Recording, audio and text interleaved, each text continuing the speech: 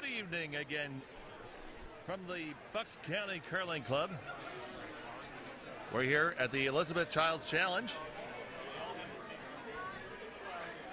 And we are here for the 750 draw between the South Shore Curling Club from Bridgewater, Massachusetts.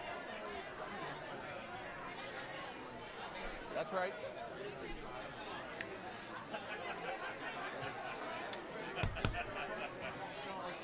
And Bucks County Curling Club from Warminster, Pennsylvania.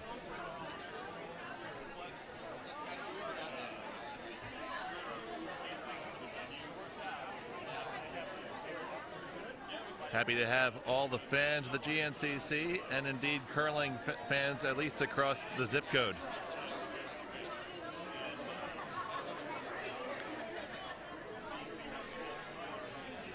South Shore Curling Club versus Bucks County Curling Club. South Shore is skipped by Jane Souza. Their vice is Michelle Landry. Their second is Francesca Jestings. And their lead is Amanda Darling.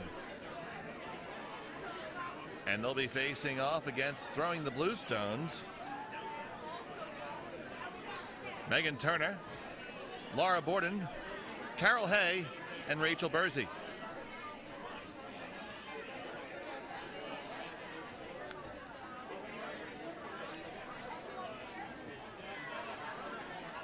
It is indeed South Shore with hammer in the first end.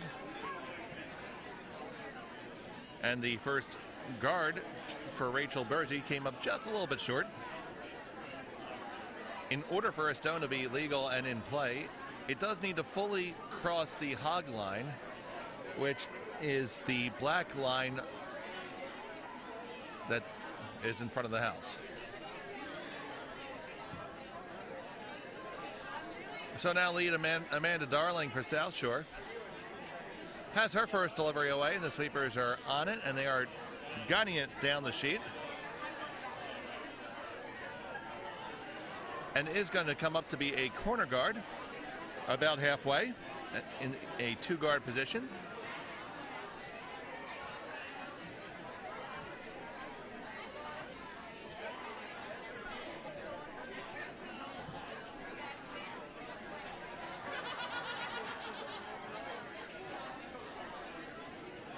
All right, so Rachel going to give it another go here, trying to get that center guard for her skip, Megan.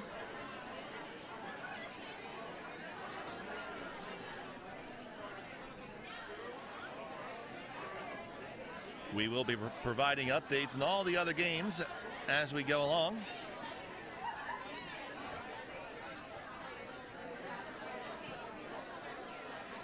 Four sheets of action.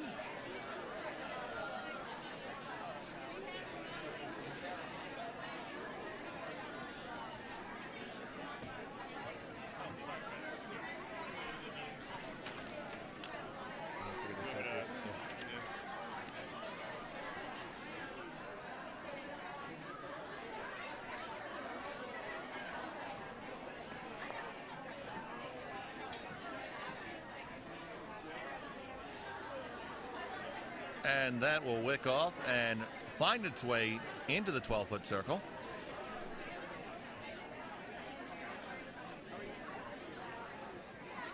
Raising the blue in. Megan calling for a draw here.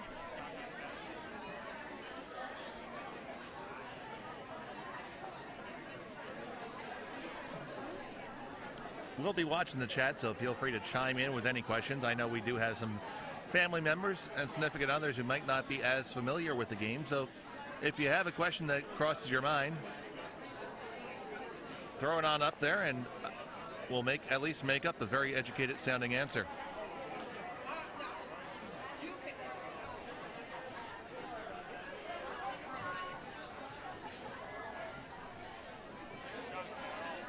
Nice shot by Carol. It gets it well under cover and to the edge of the 8-foot.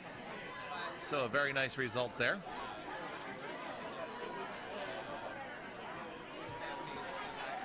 Jane Souza looking to respond.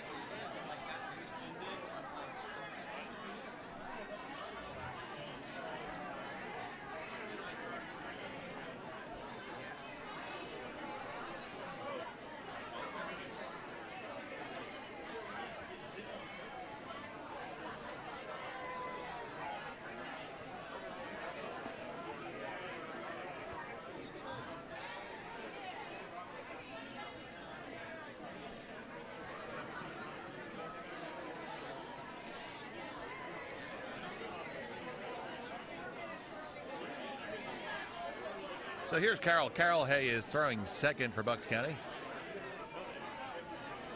Sweeping the stones will be the lead, Rachel Bursey, and the vice, Laura Borden. And the skip in the house calling the shots is Megan Turner.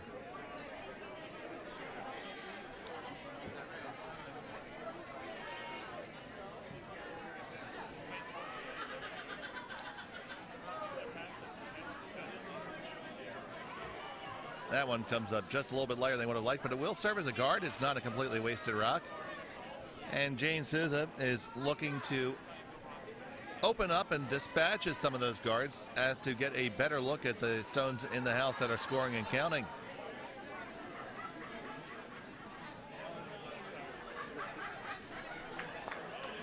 So this is second for South Shore. Amanda Darling. Francesca Jestings is their lead.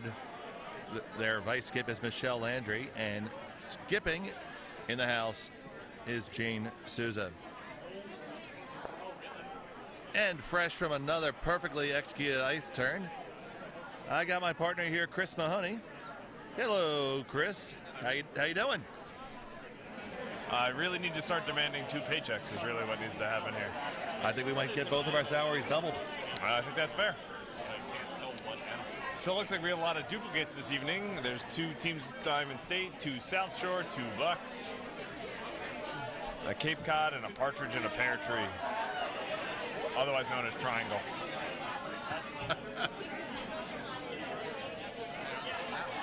Indeed, on sheet A, it is Cape Cod with Francesca Della Femin. Oh, okay. Are you sure you're not a doctor? You sure you're actually a lawyer? Yeah, I don't know. My handwriting is smarter than I am, I think. Against Mary Fannin. We have Ellen Lynch from Triangle on sheet C against Lisa Carasella from the Diamond State / Philly amalgamation. And on sheet D, that is South Shore Kendall Walker and Diamond State Potomac Heather McNutt.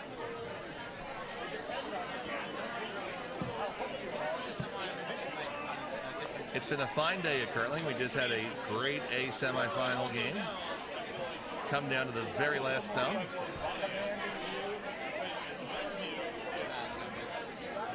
While the ice crew stared on like vultures. If nothing else, we hawk very, very well.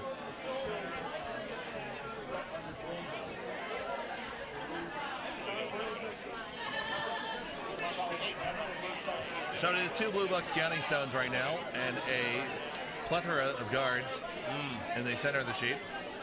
I would, that is an accurate description, a plethora.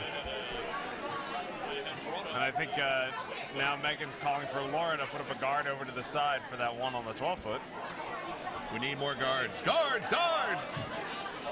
I don't mind that. I mean, I also don't mind trying to put one into the top 8, top 4, just see if we can draw around that smattering of guards. Ooh. And Laura Borden attempts to take out the South Shore Vice by throwing a stabilizer at her. Luckily, it hit the stone and no one was injured. Who would throw a stabilizer down the ice without looking? Who throws a shoe?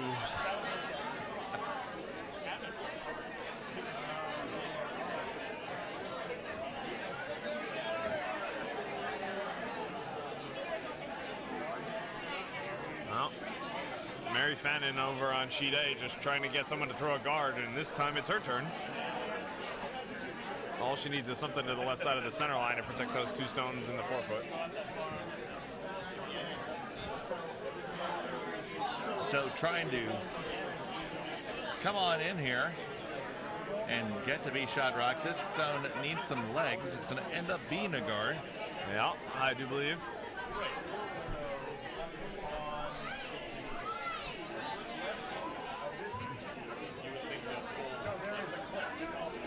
Fresh off his bartending shift, Jeff Gelman's enjoying himself some dinner.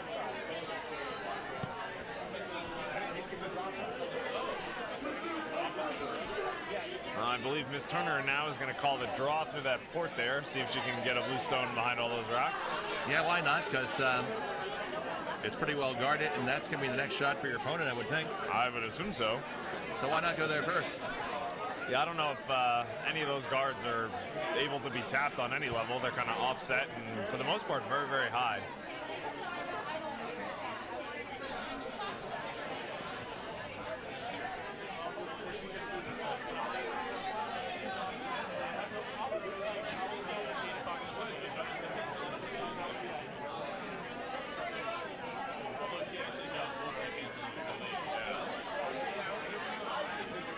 They like the weight. It's going to need to be swept for line.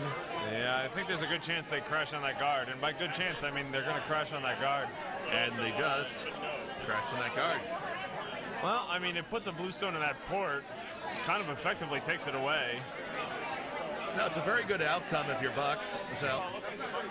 Yeah, I mean, they're sort of locking up a steal of 2 here. I don't know how South Shore gets a stone in. I guess maybe wide on the left side. You can try and touch the 8-foot that way, which seems to be what they're thinking. And all of you 5 and under curlers watching at home, the lead for South Shore just got the rock for their skip, cleaned it, placed it in the hack, and now is ready with Jane's delivery aid. This is the kind of play that keeps the game properly on pace. If only she had a beer for her skip, it would have been absolute perfection. Or, in the old days, a pack of cigarettes. Or, yep. But smoking's bad, don't smoke. Drinking, on the other hand, all about it.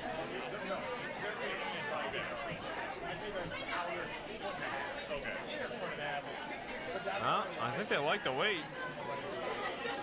Oh, well. It's got to stop. It's got to find some dig. I think it's got some. Does it have enough, though? All right. Well.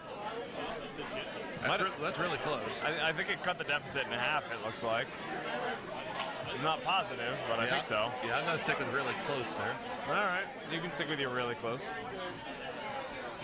But I think, I mean, Megan's just got to sort of play follow it down, just stop somewhere in the top 12-foot. Even a guard is just fine.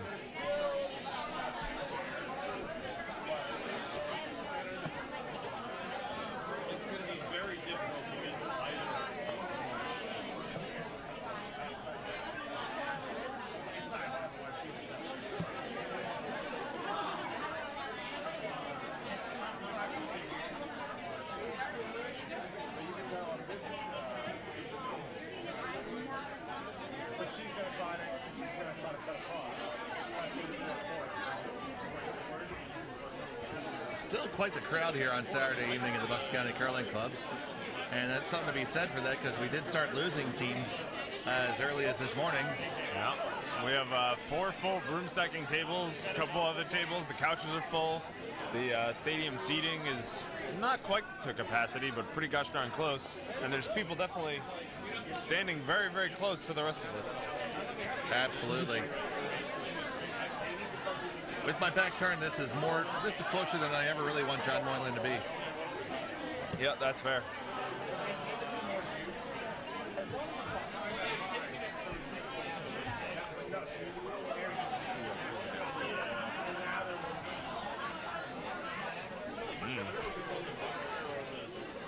The man just whispered sweet nothings in our ear and then wandered away.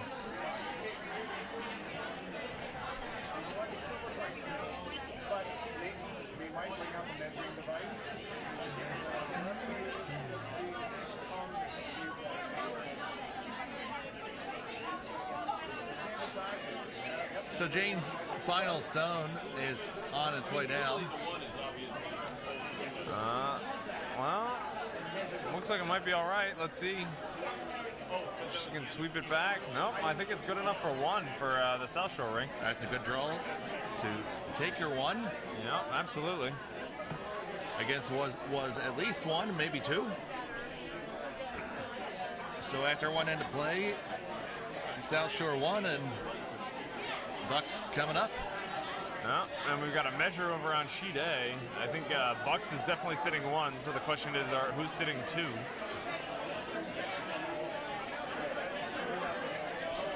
The Cape Cod skip there had a fine draw into the 4-foot to at least make the second shot questionable.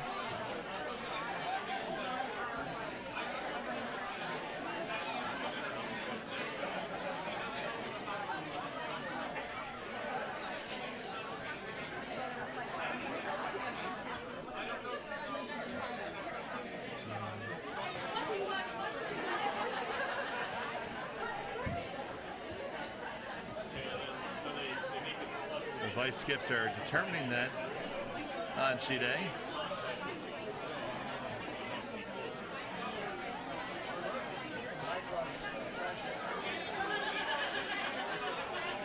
Swinging the measure around and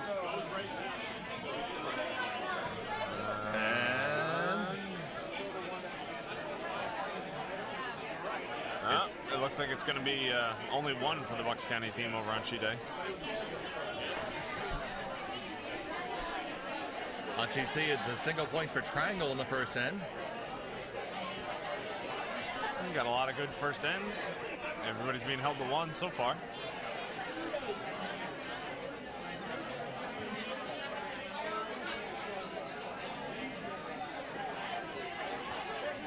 The folks from Philadelphia are having a good time with their team.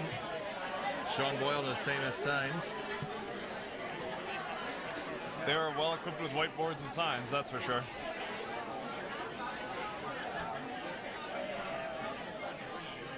That first stone comes up short. Did not make it over the hog line. Now the entire stone needs to be over that hog line in order for the rock to be in play.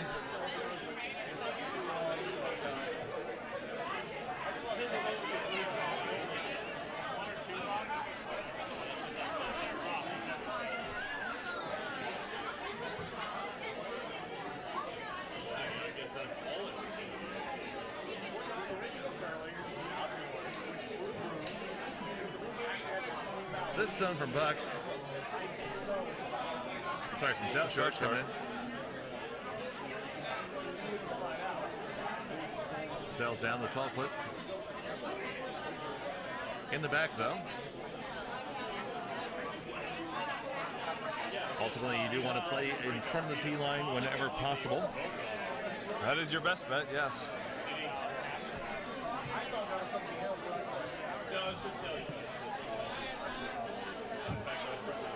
And the second rock from Bucks County definitely has much more going for it. I think it's actually going to come up kind of nice. Well, we're coming in. So now in Pennsylvania, sports wagering is available. So I did take a trip over to Philadelphia Park and try to see what gets some action on these games. And what did they tell you, Dave? They told me that I should take my money and keep it because I need it more than they do. That's sad. Maybe you have to go to Canada to bet on these games. They're just not ready for it here in America.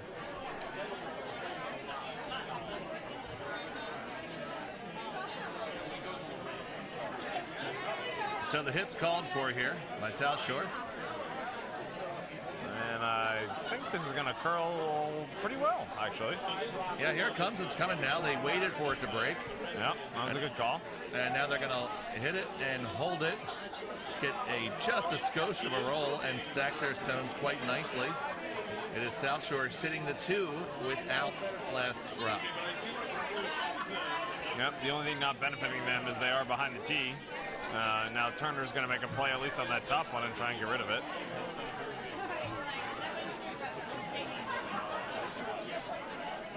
Referencing hack weight. That's what she meant by tapping her foot there.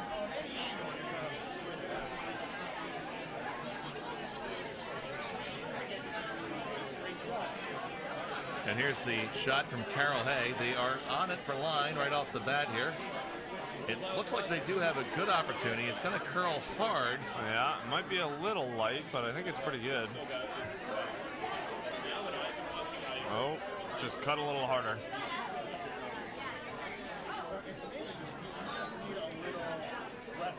Really close in the weight. It was hack weight.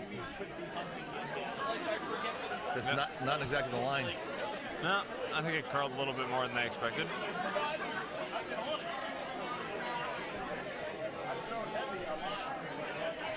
Over on sheet D, we have our biggest score of the first end. It is 4 for Kendall Walker of South Shore. The South Shore Curling Club located in Bridgewater, Mass. Just a little bit outside of Boston. They are an arena club with 5 sheets, and they are approaching their 10-year anniversary this year. Good for them. Absolutely good on. They do have a lot of folks that are members at either Broomstones or Cape Cod. So a good, strong knowledge base. But it definitely takes a lot of volunteers to get that done, though. And good on them. They have 2 teams here at this Spiel. Clearly they can travel.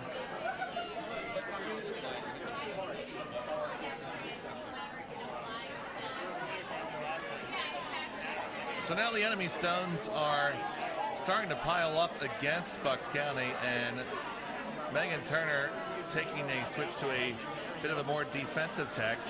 Now, this is coming with more weight, and they got on it. Oh, they're going to get a bully. Oh. They kind of caught them in between. You just sweep it a little more to either catch the back one or... A little more, a little less, yeah. Yeah.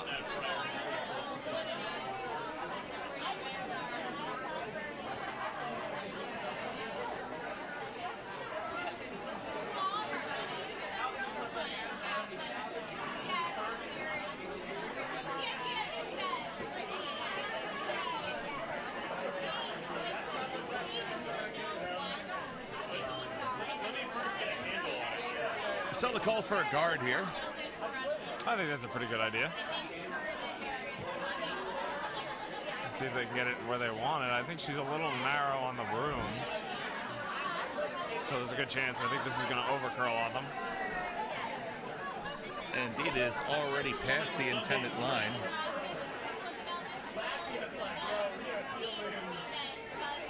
But I believe it's also a little deeper, so I think they're just going to get another stone in the house.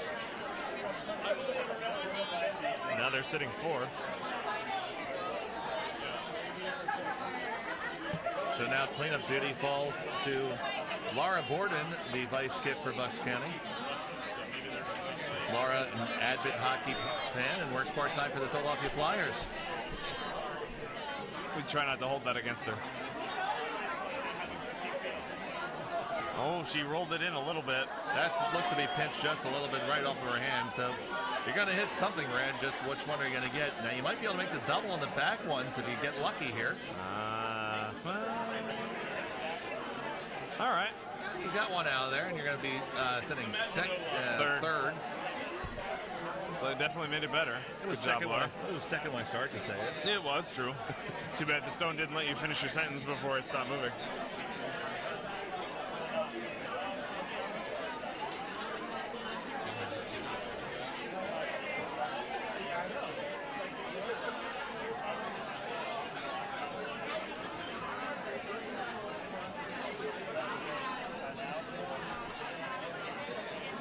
So just looking for a guard here.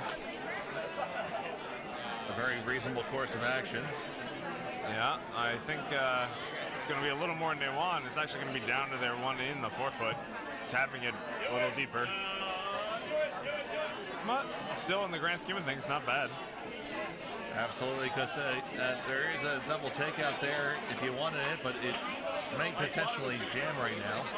Yeah. Plus, it's a little flat. I think that's going to require a lot of weight. So just going after the shot stone. This has to move. Whoa, whoa, whoa, whoa, whoa, whoa. Well. Huh? Oh. It looked like it got caught in the gravitational pull of that first red one and just kind of moved just a little bit. It was a redirect without an actual touch. Yep.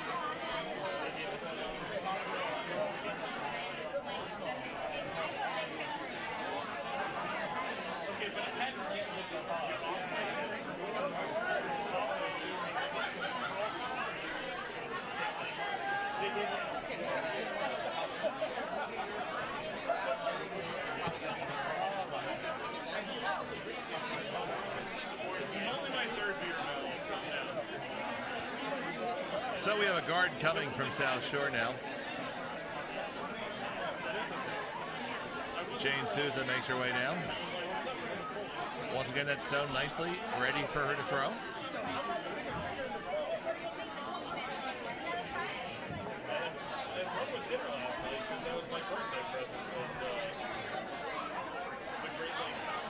And away it goes.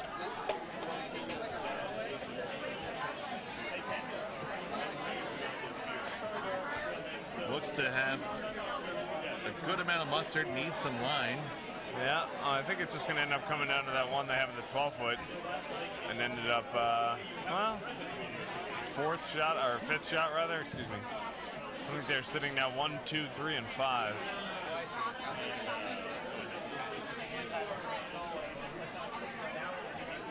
Now still open and no real guards to speak of, but obviously no guards of your own to hide underneath. So yeah, Megan gonna be careful and just try to escape this end. Yeah.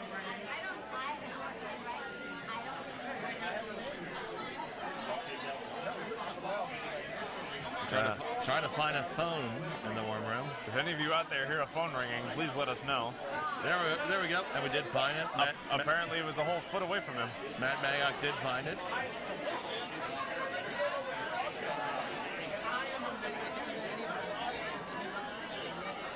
So I think Megan's making a play on that one in the 4-foot. That does appear to be the call. This looks wide. It does. It does indeed. Well, has to be through the uprights. Unfortunately, we cannot award 3 points. Nope. But she's going to get another crack at it in a second. She will, and Jane is going to try to improve on the guard. By improve, throw one. Yeah, that would be an improvement.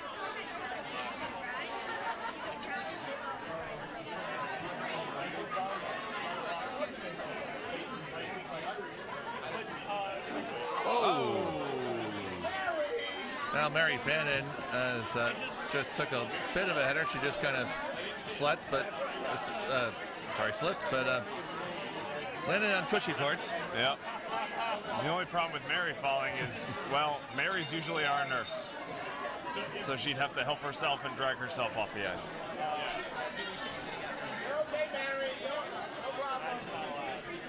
We do have one other doctor in the house, at least for sure. Dr. Sheffer. We also have on the heckle benches Monica Lynn, a physician's assistant. That shot by Souza makes Megan's next shot much more difficult. Yeah, Jane is. She's really putting the screws to her. Yeah, that is not a nice place to be. So now, in order to get your one, you basically almost have to throw a double here. Yeah, you got to go off that red one on the right side of the 4-foot there. Yeah, it's either that or just draw the pot perfectly yourself. But with that ice, I think she's actually making a hit on the one that Jane just threw, which is not going to score you points. Yeah, if you make the shot you're calling here, you're probably giving up 1, maybe 2. Yeah. Which, in fairness, is better than 4. That is true, yes. So the shot's away. They're waiting for it. That's curling. Coming on down, it's gonna be 2. Yeah.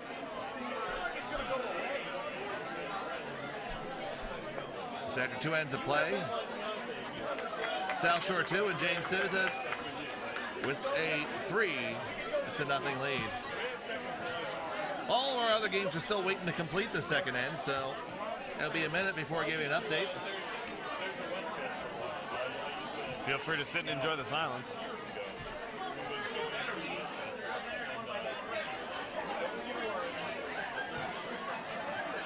Over on sheet A, the Cape Cod skip has a sort of open hit for 1, 2. I can't tell if that one on the back 12 is a biter or is just sitting back there as a tripping hazard.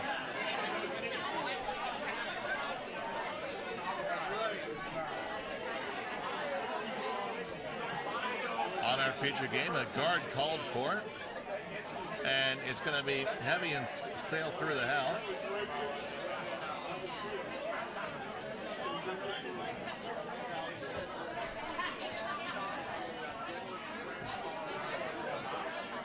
Megan calling for a center guard herself here.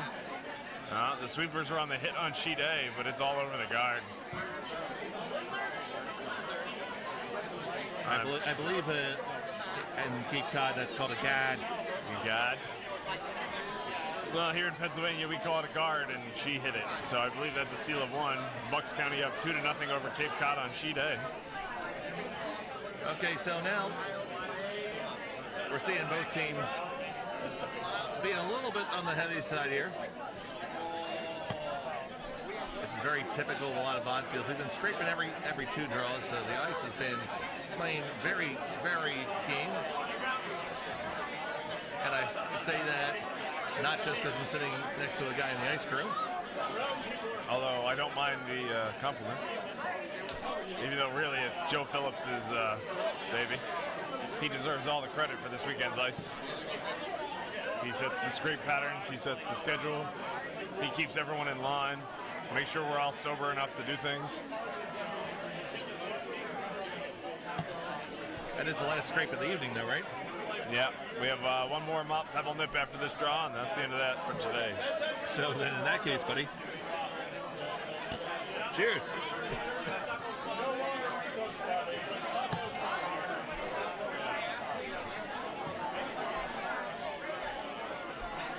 So after the hit by South Shore, Megan Turner asked Rachel to return the favor.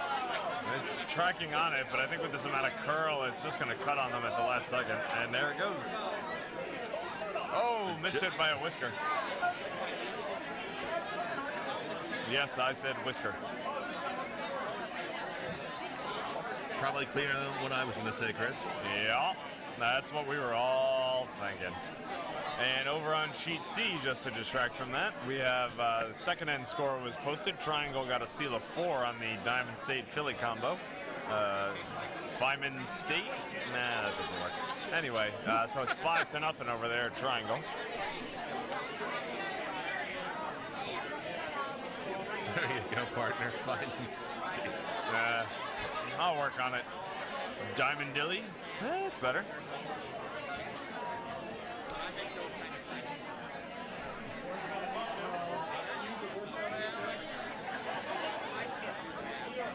Diamondelphia. Ooh, all right, not bad. Diadelphia? Diadelphia, that rolls off okay. I think we're getting closer here. Yeah, we're working on it. 16 or 18 more beers, we'll have this figured out. Yeah, if anybody has a better suggestion for that, just feel free to leave it in the comments. Yep. We'll take it under advisement.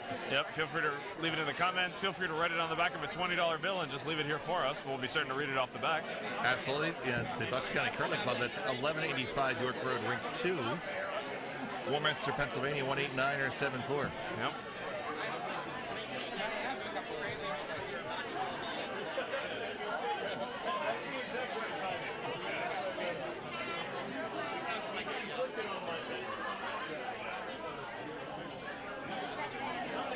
That's a lovely shot by Carol, right down to the shot stone.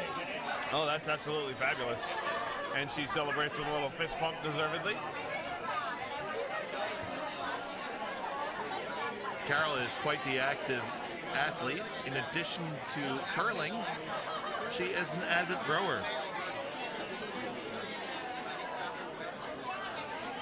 And not just on a machine at the gym, actually with a boat and oars and everything. Yeah, on the water and stuff. Yep. She's part Viking, I think.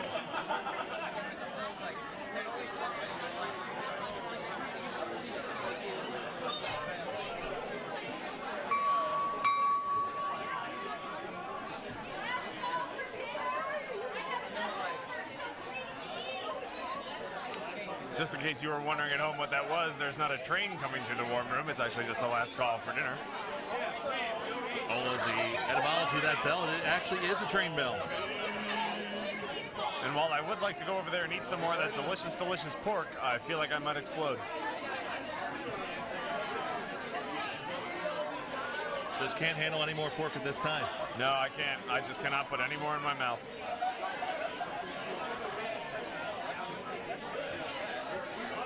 I'm all porked out.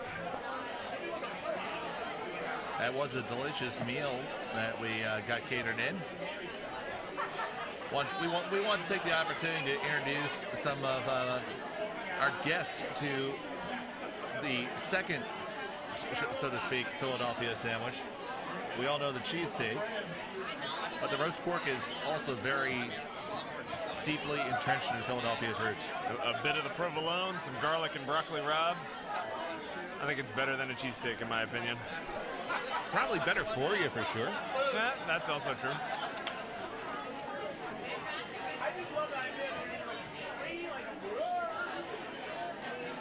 Well, we just lost 2 viewers. I'm not sure if that's related to my cheesesteak opinions or not.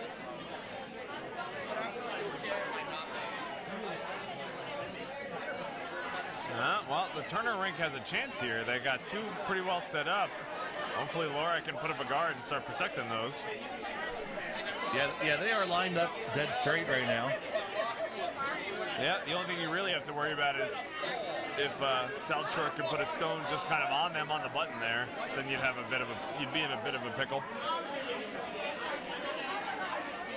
I don't know, maybe one of those viewers was Daniel hitting the hay. That's possible. Well, his dad's right over there, so must be his mom at home. Let the kid watch some more curling, Rebecca. Lord knows he doesn't watch enough as it is, I'm sure. Daniel Laufer is a member of our juniors program, and they have been doing quite well competitively. They are still finding their way, but they definitely have a bright future in front of them.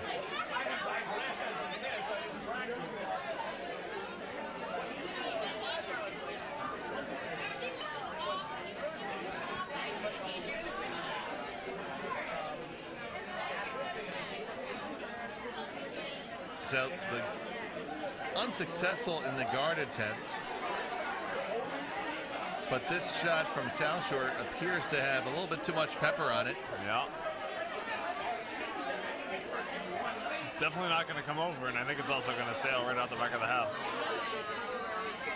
Yep, a little help from Miss Turner, and it's gone.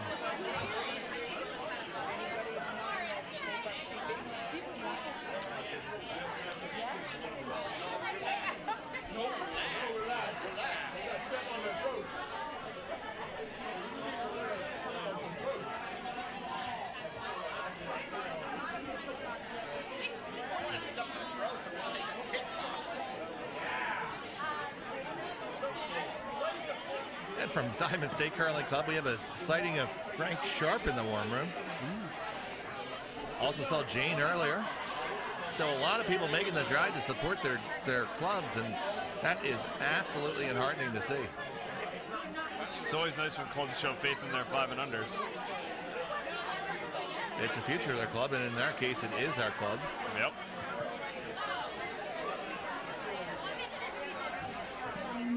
We had 7 teams at the Francis Dykes Bonspiel. And we have 7 teams in this as well, plus parts of some others.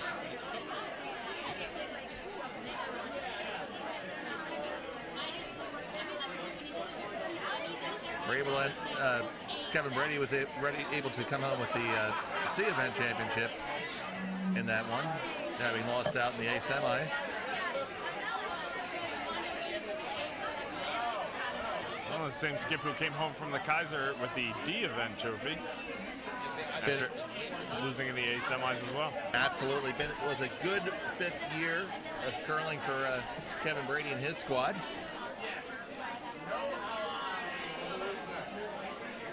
So, after one was a little bit short, now this South Shore one. This one's going to get a lot closer to those Blues. It's going to play with them a little bit.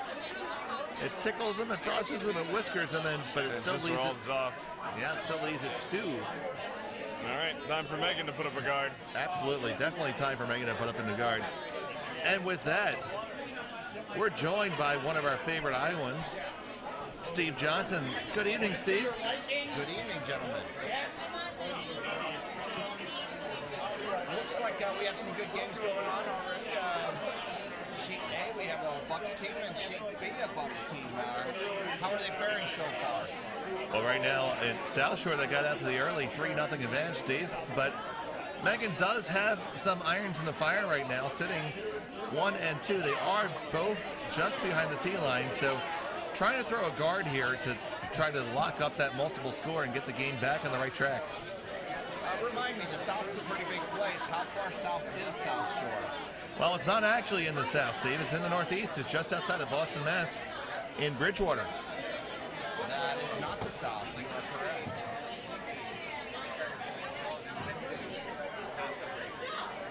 So we're putting in a third rock here. Is that the call? The call was to be more like at the top of the 12-foot, and I think that might be where we're ending up. Yeah, I think so. Somewhere in the 12. Yeah. Oh, actually, I think that's a great shot right there from Megan.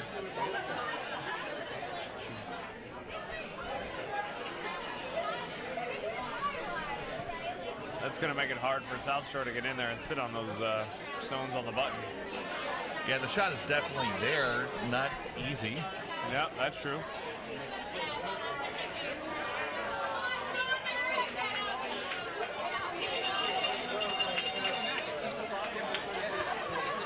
Jim serving Spoon Fannin, just celebrating a good shot by his sister, the skip, Mary Fannin.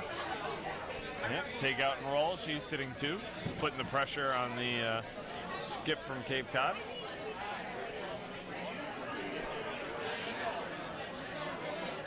And who's that skip from Cape Cod again? Francesca Della Femin. And I'm probably pronouncing it incorrectly, but hey. I think you got Francesca right. Yeah, I think so. Oh. Okay, so the hit attempt here from They Jane. took out their own red.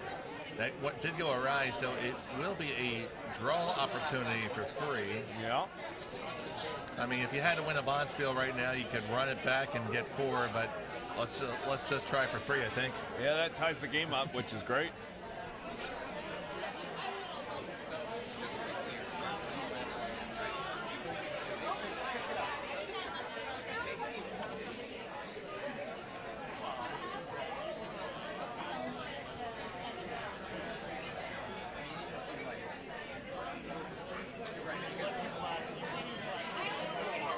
So this is Megan Turner throwing her rack. I understand she's a relatively new mother.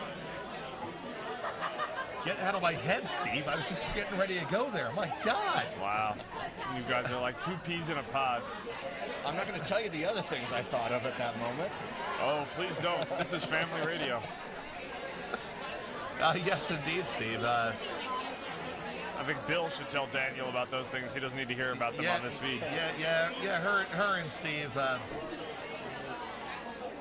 husband, are the proud parents of young Braden Turner. Oh, come on. You Nice. That's a nice shot, and it's in there. That's an absolute gem of a draw by Megan Turner. And that draws well-deserved applause to the warm room. Yeah. And it will be a score of 3. That'll tie the game up. And it will tie it up. And really, that should give Bucks a jolt in the arm. I mean, that was a heck of a shot. Absolutely. We're getting ready to send out the rescue shots, but it's not going to be necessary at the moment. Looks like Mary Fannin has a chance to put a third rock in the house yet. Yeah, I'm not sure if she wants to put another one in or just guard. She doesn't have hammer. But, I don't know. The paths are... There's plenty of guards as it is, I guess. Yeah, it is Bucks County sitting 2 on sheet A. They already have a 2-0 lead. Yep, Braden is watching the game right now. So it's a good thing you didn't say whatever that other thing is you were thinking. Well, I think we can get away with it with Braden. I don't know if he's going to exactly get all that now. You never know what his first memory is going to end up being. And you don't want it to be, hey, remember that thing I heard about my mom on that show from those morons? I resemble that remark. Yeah, exactly. And one time at the Cool Duck. I don't want to know where you stuck your broom.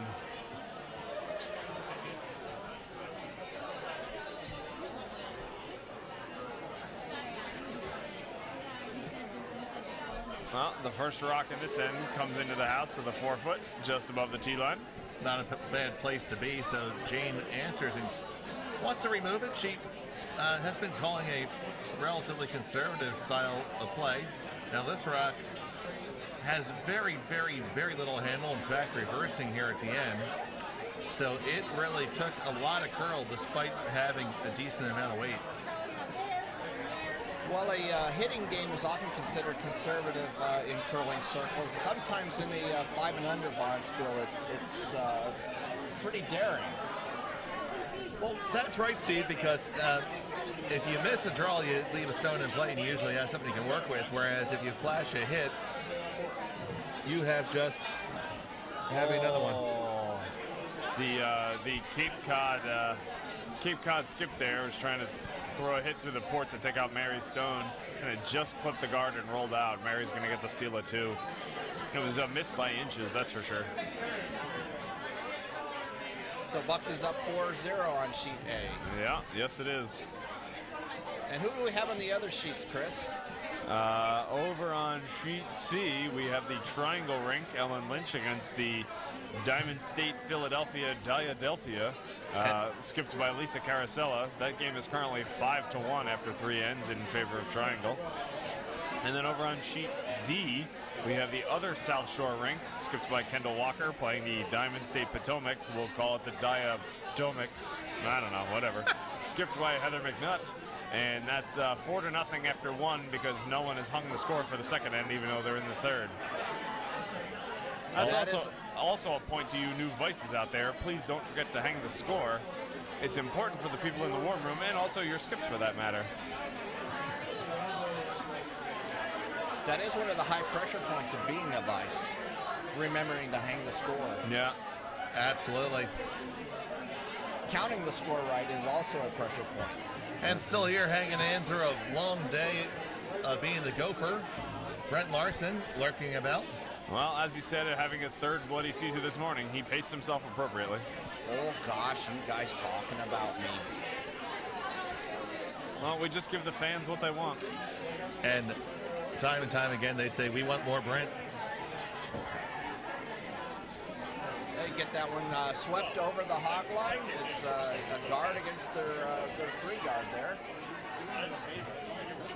So, yeah, so they have double guards there for Bucks, and now Jane is going to try to use them to her advantage and come down herself. It's curious she wouldn't come the other way. Yeah, that's kind of what I was thinking. And Steve, I know it's Braden A something. What's the A? Was it Alan? It's Braden Edward. Edward? Is it Alexander? Braden Alexander, that's Damn. right. Who's Edward? I don't know. Because I see everything on Facebook is all bat this and bat that. We have some of the family in front of us that filled us up with that information. So, Steve, you can just chillax with Braden.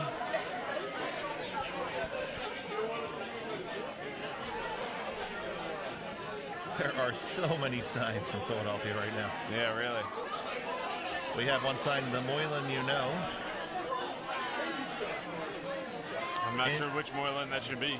In Gritty we trust. Caution, ice is slippery. That sign goes up every time someone goes down. And one says go for the double, it's so there. And the opposite side it says go for the triple, it's so there. Triple's almost always there, isn't it? Absolutely. Every time. Especially on Sunday morning. Well, Carroll called for the guard, but just comes up short of the hog line.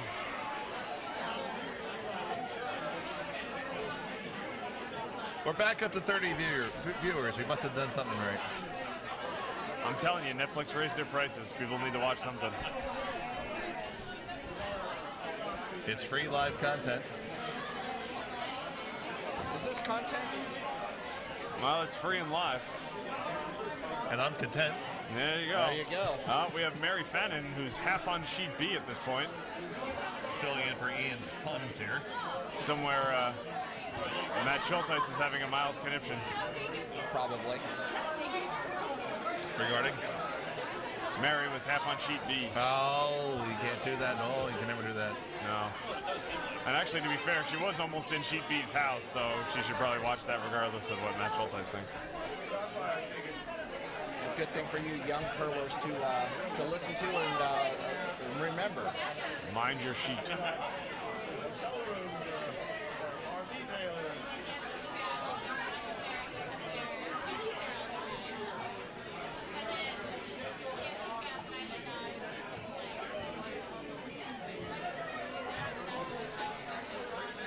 looks like this rock might make it around this guard, but the weight is a question here.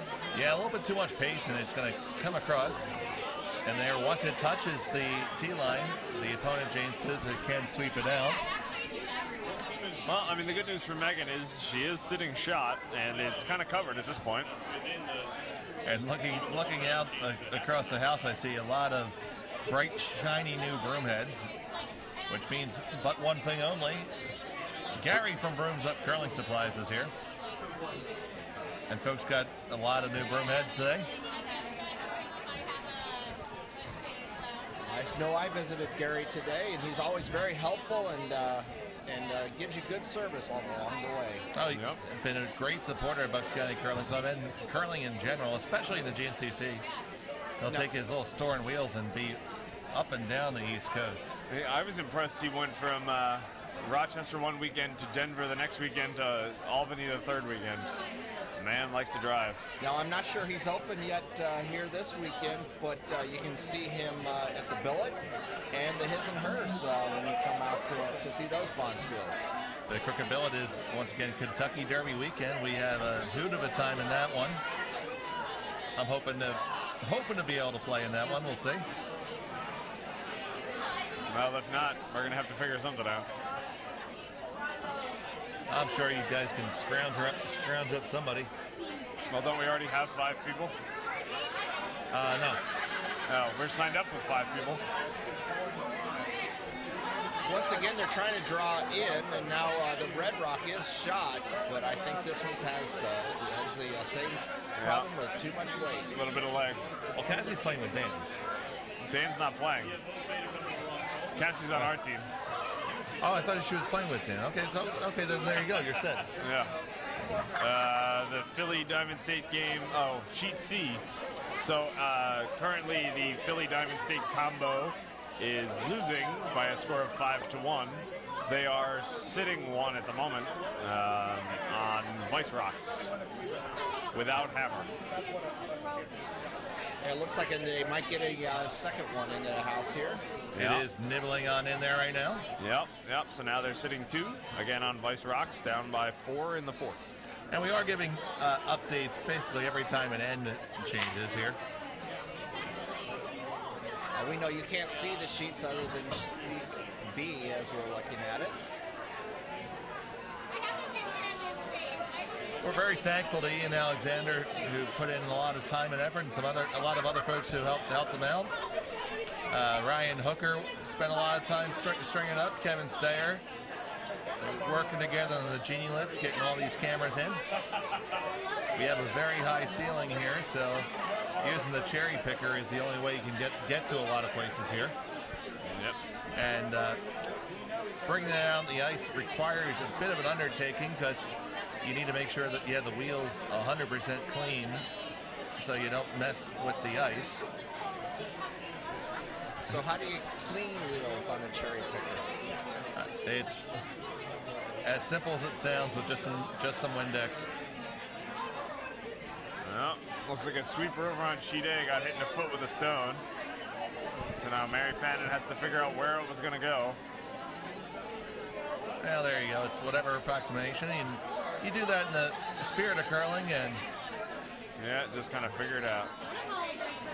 that is one of these things that make this game so great. We don't have officials at the vast majority of events. It's a self-regulated game. Although it does also occasionally depend on who's doing the self-regulating.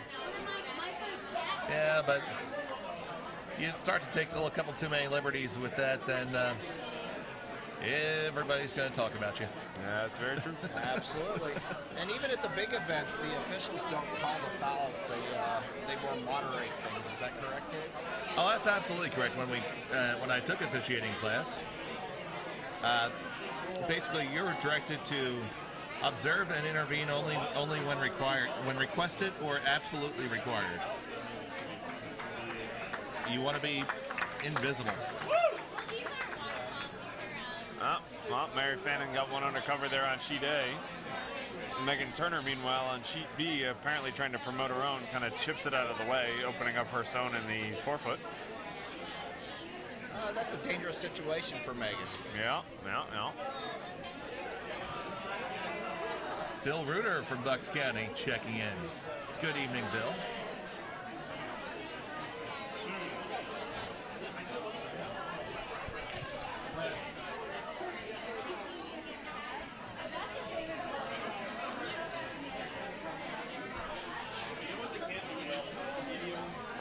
So Jane lining up what will be her first skip ruck, and she's looking to nestle one in here and maybe take out the little one. Gonna have to start sweeping really soon because it's gonna take the break. I think you really need to go. Yeah, I think they might already be on that top blue one. Yep.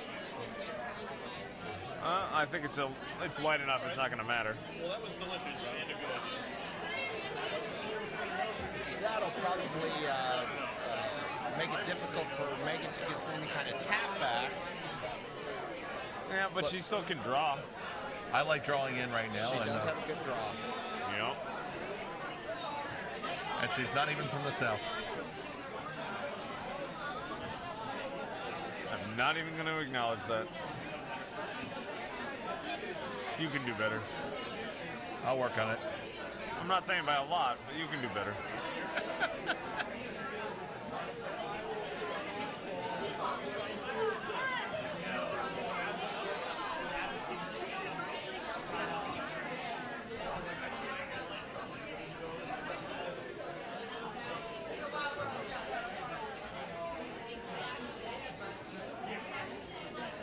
Looks like Philly Diamond States has 3 rocks in the house on sheet C.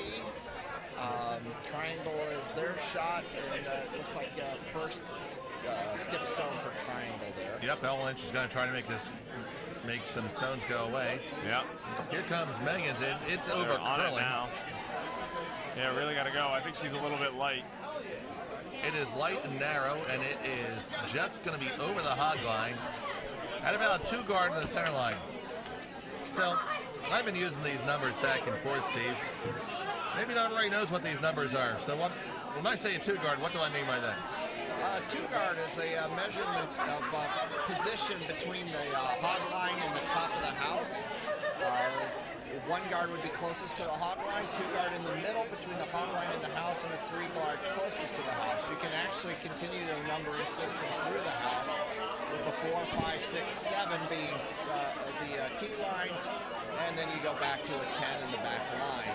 It's a measuring system that you can give so you can quickly communicate weight of a stone as you're traveling down the ice, watching your rock move. So now it will be looks like they're lining up for a heavy draw here. It's a tap back. You have to move the stone to the back of the 4 foot for 3. Yeah.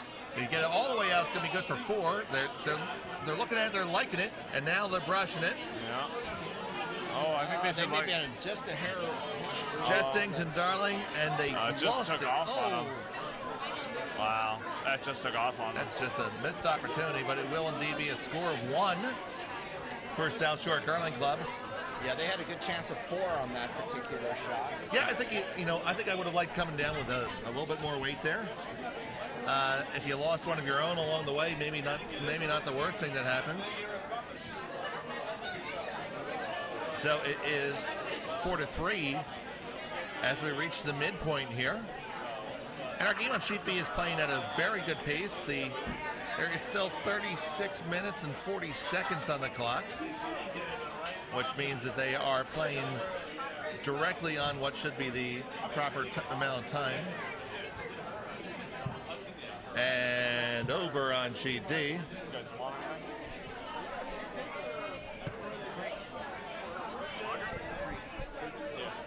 Something with vodka. That was a good request. I was just thinking about that. We can revise and extend that order, Steve. Nope, I'm good. All right, so taking a little look around the barn. We're still on the 4th end on A, C, and D, and we'll let you know how that turns out. For those of you from Bucks County, Sheet A looks a lot like an EDRAC house. which means a lot of guards. An awful lot of guards. And we'll add one more guard to that mix. Because why not? We love us some guards. First stone for Team Turner. Rachel Stone slips into the house. It's going to be sitting in the middle of the top 12 there. And I believe they're calling for a hit on it. Yeah, Jane is staying. This is the playbook that she's had the whole way thus far.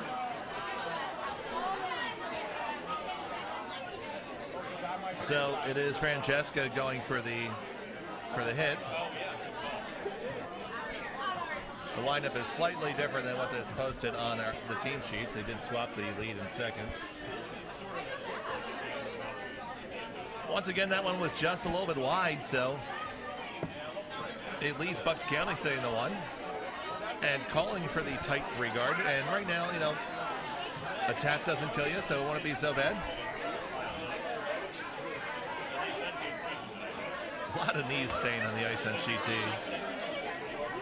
There's quite a bit of it, you're right.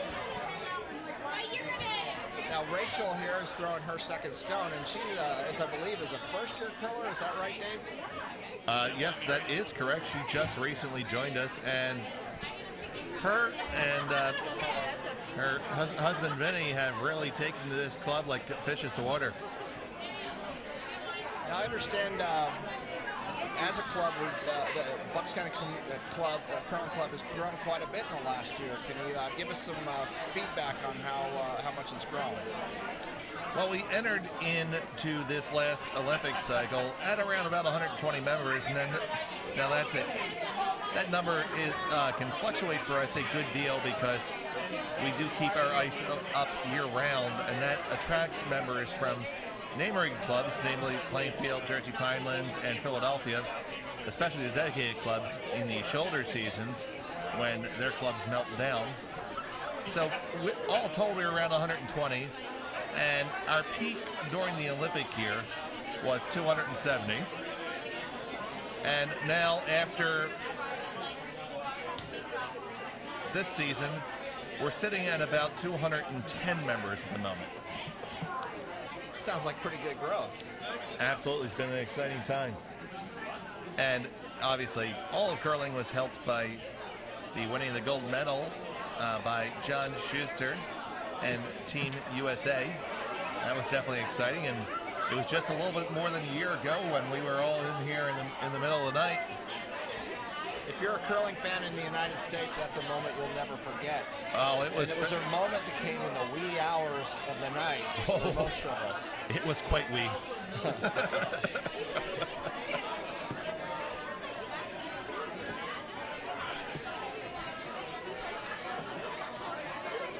So our broadcast partner has done the most important job. Oh, we have a fall on sheet C, but she hops up, doesn't burn the stone, and gets back to sweeping. There we go, not bad at all.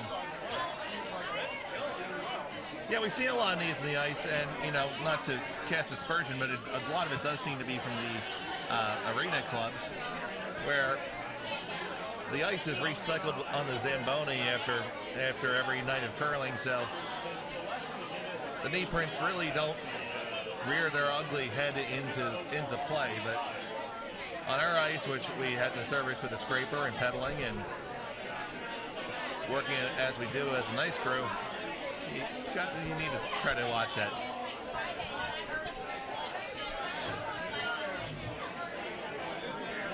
So it looks like we're sitting one blue here on sheet B.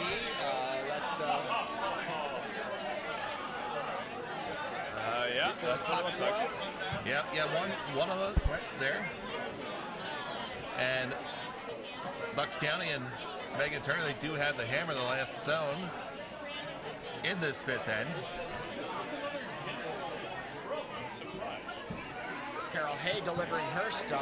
Shout out to her daughter Chloe, who I understand is viewing this stream today. Oh, fantastic. Chloe, I understand, is also just a few weeks away from giving birth. Oh, well, there you go.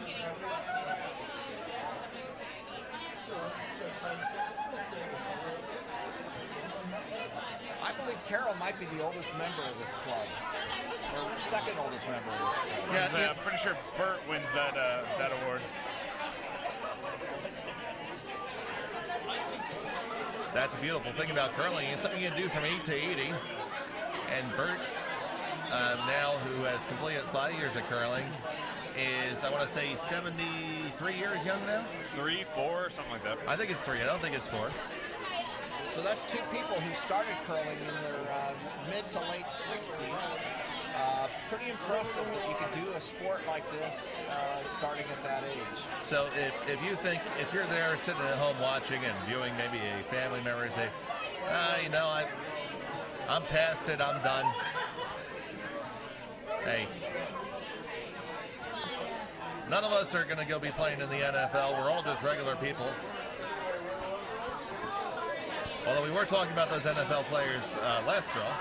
That's right. NFL players trying their hand at curling, hoping to make the Olympics. We'll see how it goes. It's a tough road. Yeah.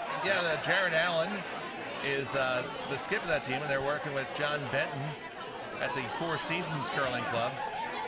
And having talked with John, he likes their chances because they have a couple good things going for them. They are, you know, well-conditioned athletes, first of all.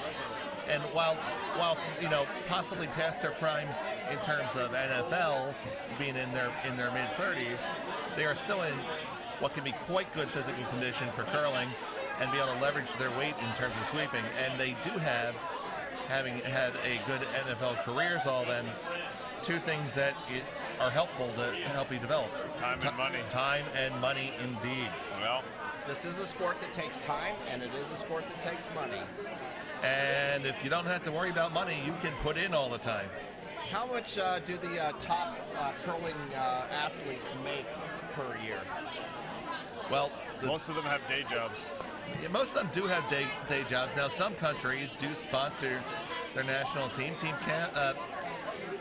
Curling Canada has a program that supports the winner of the Brier that goes around as Team Canada and competes on tour. Similar programs are in Sweden. Team Edin is sponsored by the government of Sweden. Here in the United States, we do have 3 different high-performance teams on both the men's and ladies' side. Now, the amount of funding they receive is kind of nominal in comparison. So they you know, a lot of people do still work. And because you have to. Makes sense to me. Yeah. I understand, speaking of the European teams, that Team Ulster officially retired as a team just last night. Oh, did they now? Oh, well, there is one page on the men of curling calendar that the women are going to have to find someone else to look at. Yep. Another thing about that is, does that mean we have to retire our fancy pants? Because I believe they were the team that really brought that into vogue. No, someone's got to take up the mantle. I think that's you, Chris. I think it's Megers. I'm just kind of his assistant. No, but to get back to your beginning question, the top teams on the money list for the World Curling Tour end up with as a team, the very top, winning as a team about $160,000, $170,000. I believe most of that's in Canadian currency. So divide by 4 people and you're adding up all the different costs to travel.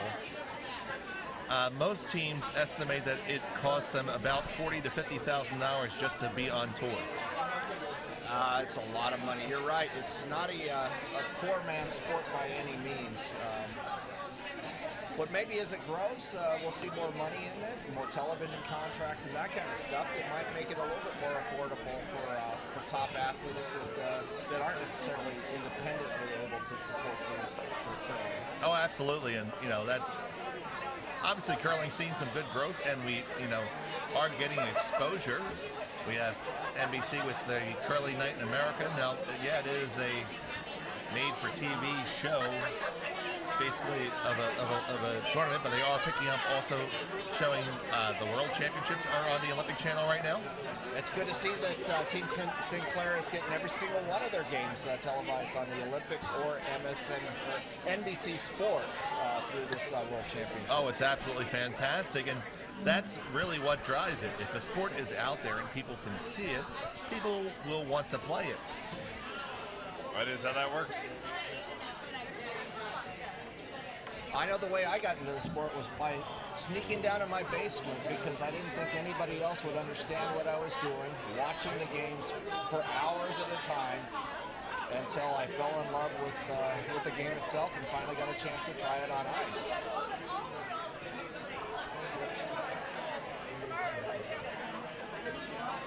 You just completed 5 years now, Steve, right? 4 years, actually. Oh, 4 years. You got another year on I your... got one more year.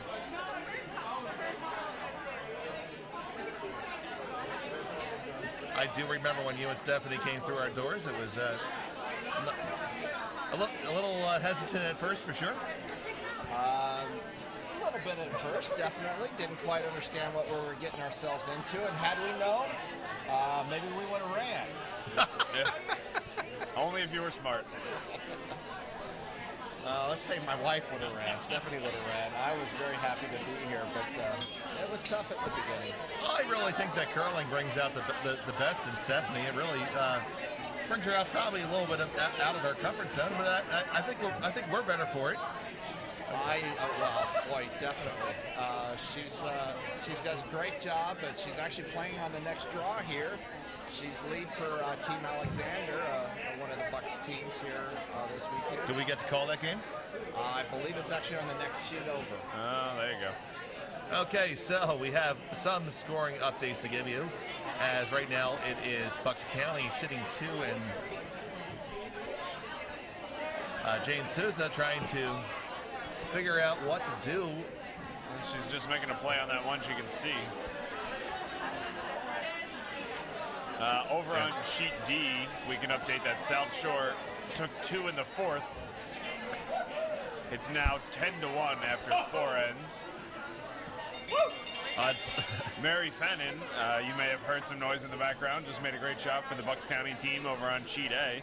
They're currently up 6-0 and now sitting 1. If the Cape Cod skip can remove that stone, they could potentially get 2 to make it a little closer. Sorry about that, buddy, but Jane Stone just went a little bit wide.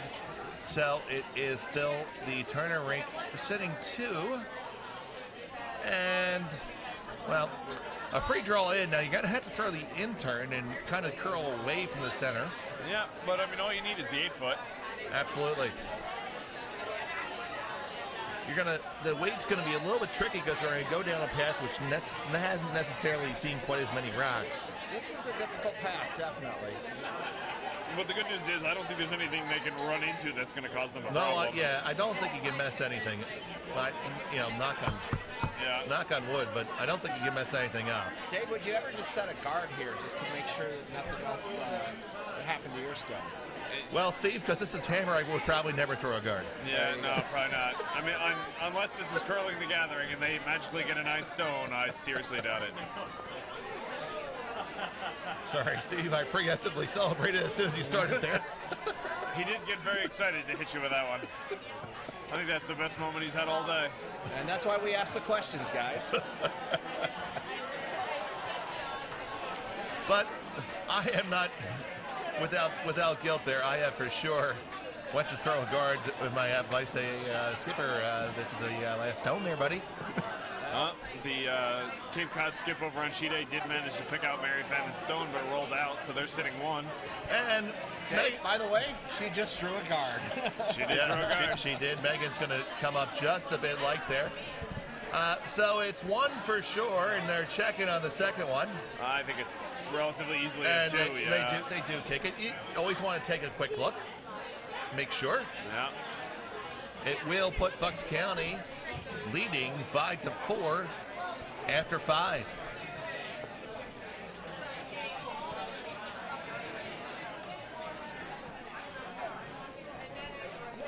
So here we have a Bonspiel coming up in June there, Steve. I guess we do, yes. Actually, we have 2 Bonspiels in one. It's called the His and Hers Bonspiel.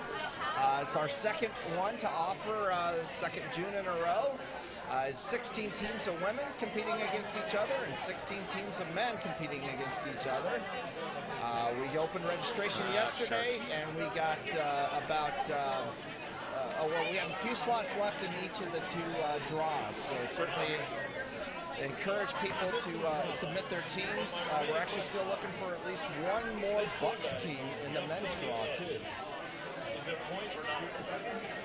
Well, that sounds like a lot of fun, and we thank you for putting that together on the second year of your 5-year sentence of running the Bonspiel. Oh boy, how did I get convicted of that? You probably said someone should at some point. Yep. Someone should. Or you volunteered to do one thing and ended up doing something else. Either really is possible.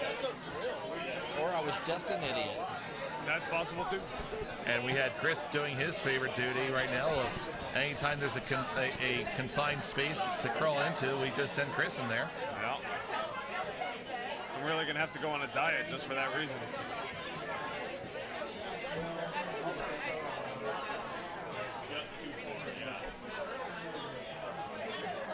Chris is well known for an adventure where he slopped around in some rather disgusting environments and trying to repair was it a cooler? Yeah. He was in the cooling tower. We tried to refittle or repair on our old cooling tower, and to be fair, I spent time inside that tower also. It was a good time. It's a rusty, wet mess. And it never stops dripping. It doesn't matter how long. Nope, never, ever, ever. I believe that Chris volunteered that day because he was the last one to say, "Not me." Actually, no. I was. We got up on the roof of the building, and someone declared the youngest person here is going to go in, and we all went, "Yep, that sounds like a good idea." I wonder who that person was. was. And then everyone looked at me. Now, Chris, that. And kudos to you there, because you had only been a member of our club for just a couple months at that point, so we knew you were a keeper. Yep, my stupidity runs deep. Well, now you know that 2 of us at least are stupid.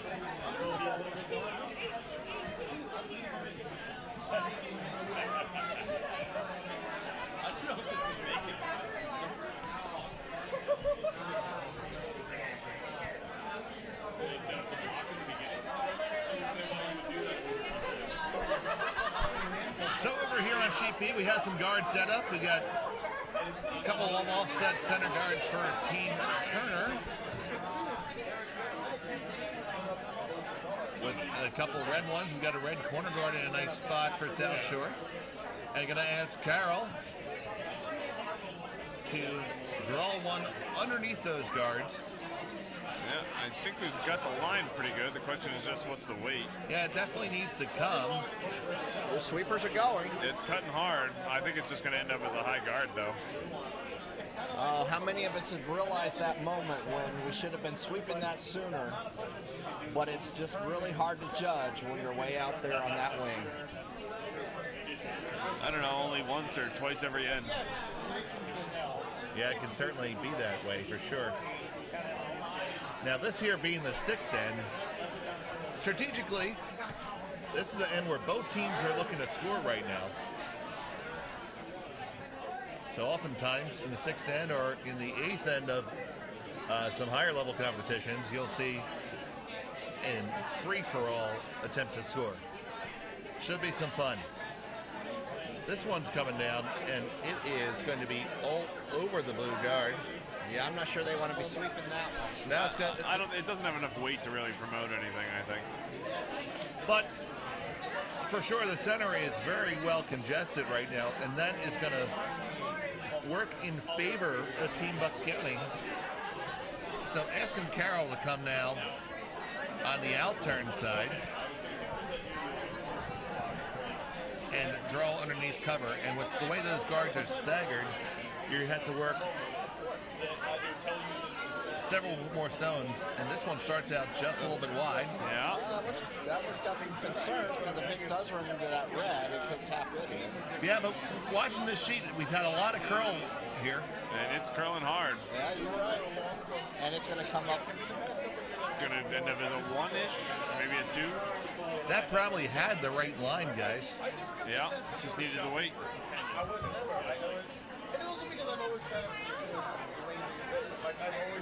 I like how Laura just removes her broom and gripper with reckless abandon. And whips them at the general area where they will go eventually. Yep.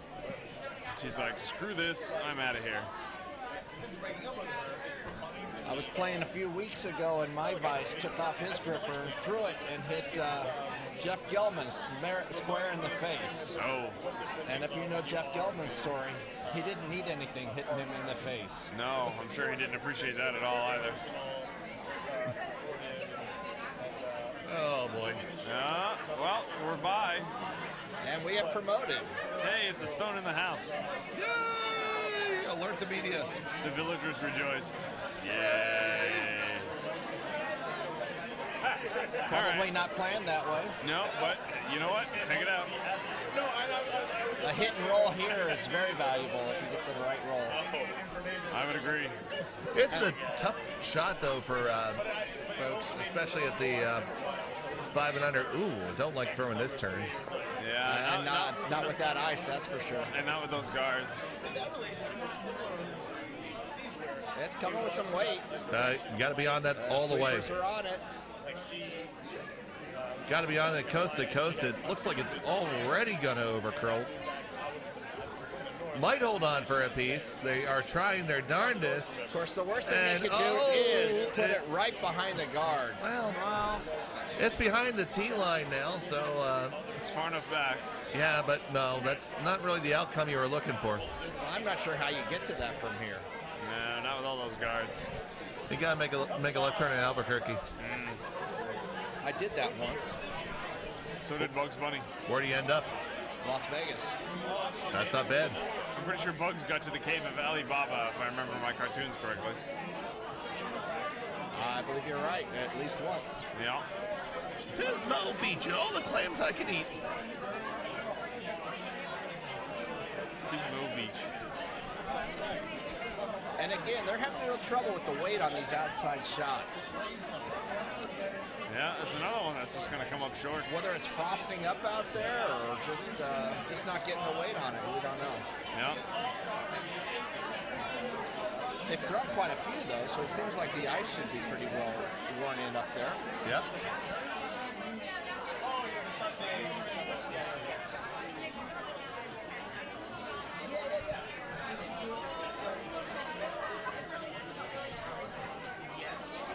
Our feed is pretty light tonight.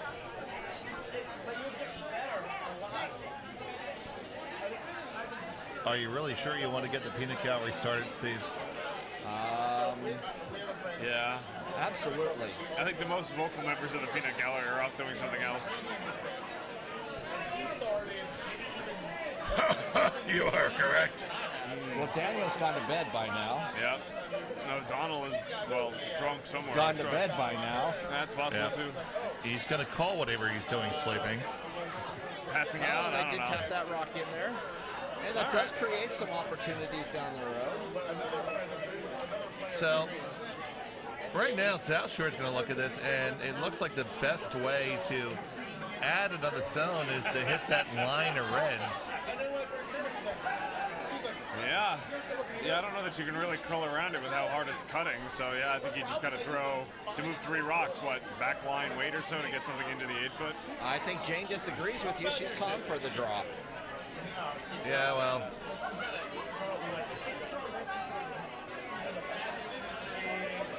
It's not bad. Maybe it's a bit heavy. we'll see how it finishes. It might hang around. It's been in the house. It is visiting, and it's at arrivederci. Well, yeah, just out of the house. Oh, that's one of those trippers. Yeah. Still on the back line.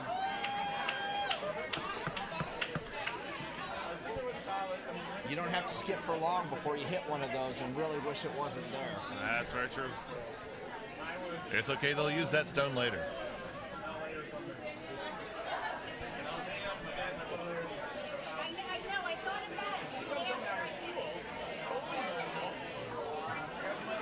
some discussion about this shot going on. I do believe this is the first time that actually South Shore Curling Club has visited Bucks County. And they do with 2 teams, which is nice. Yeah, it's wonderful to have them here. We have 22 different curling clubs represented this for this Bonspiel. And how many total teams here, Dave? 40, and that indeed is a record. 40 women's teams at the Childs. That must have been one heck of a task to make that draw. Well, at least it was an even number. And how does one go about making that kind of a draw? Well, if you are a draw master, Greg Danks, it involves a couple steps. The first one involves ordering a pizza, because the pizza box is where the draw is actually constructed, and it cannot be done without that. That makes total sense to me. I imagine the second step is getting a beer. It may have been step 1 and 3. You never know. Could have started with the beer and then gotten the pizza. 1A, B, C, D, and E probably. Yep. And probably the final step is going, oh, well, somebody's going to be mad at me. Yeah, probably. It's really difficult to make a draw where everyone feels like they got the fair shake in the end of the Bonspiel. Yeah. One of the primary things that you look to do is to make sure that everybody, nobody went out on Friday. And with this many draws, if you're not careful, that's going to happen. We did have to start eliminating people with the first draw on Saturday. The way that was solved was by playing most of the A event Thursday and Friday and kind of pushing off the B and C some. So we're sitting 1 red still. We have two blue in the top of the house. So at this point, it looks like South Shore is just trying to draw another one in. That seems like a good plan. Yeah, I would say so. It looks like she gave it a little bit of an extra shove. Yeah, it's almost like it's trucking. Almost like she lost her balance just a little bit when she went to throw. Yeah, I think she juiced it just a touch. It's about hack plus. So what do you do here if you're Bucks? Ooh. I wish we had a camera because we got this perplexed looks on our faces right now. Yeah. I mean, she tried to tap up on the last one. I don't think it's there. I mean, I don't mind trying to draw around there, and if you end up as a guard, I mean, it'll prevent South Shore from doing what they've been trying to do this entire time. Well, they are going to throw the draw on the outturn side. I think I almost like maybe trying to come with the in a little more. Yeah, I mean, I guess you got a little bit more room. You really only have to do get full of white in your shot, right? Your shot. And then if you were to get there, really with either turn, that South Shore stone that's in the back of the 8-foot, as long as you're in front of the tee line, it's going to serve as a potential jam target. Yep, that's true.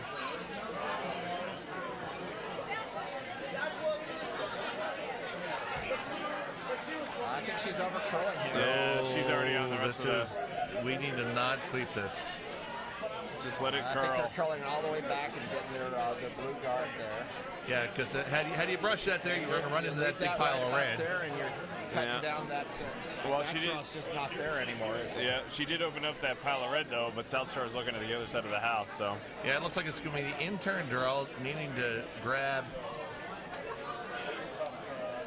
at least middle 12. Dave, Jane uses a little different kind of delivery. What is that thing called that she's using? Well, she's using a delivery aid, which basically designed to serve as an extension of your hand. So when you're using a delivery aid, or we call it a stick a lot of times, you have to stand in the hack, and then you walk up towards and directly in the direction of your target, and then you still have to release it before the hog line. Now, in some events that go to play downs, they now say that you have to release the stone by the tee line. So as a device, well, let's watch this rock come in. It looks like it's curling in very nicely. That looks like a nice shot by Jane, and She brings it into the 4 foot. And they have the lead after 6, up 6-5. yeah, score 2, and Megan congratulates her on a nice shot. Yeah, that's a big 2. The Vices seem confused as to whether that was the last stone or not. Indeed, they're all there. Through the number 8 stone, which on this sheet politely reminds you not to miss. I can't believe anybody would ever miscount the number of stones thrown. Yeah, I've never seen that happen. Not since the last end, at least. It was 2 ends, buddy. It's okay.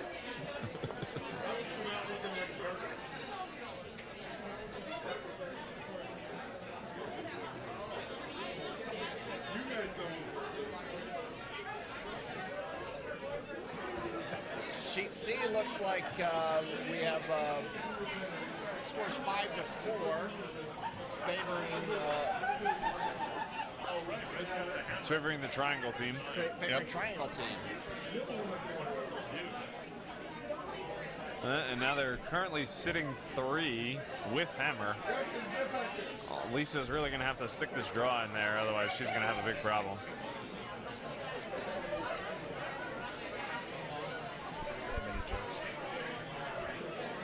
And sheet D continues to be a pretty lopsided game. Yeah, Score looks to be 11 to 1. 1. Yep. That's in favor of the South Shore Curling Club. Yep, that's in the 6th end.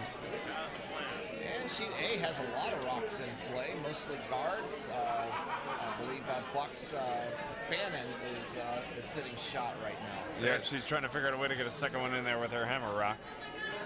It's another very knee-drack-ish house.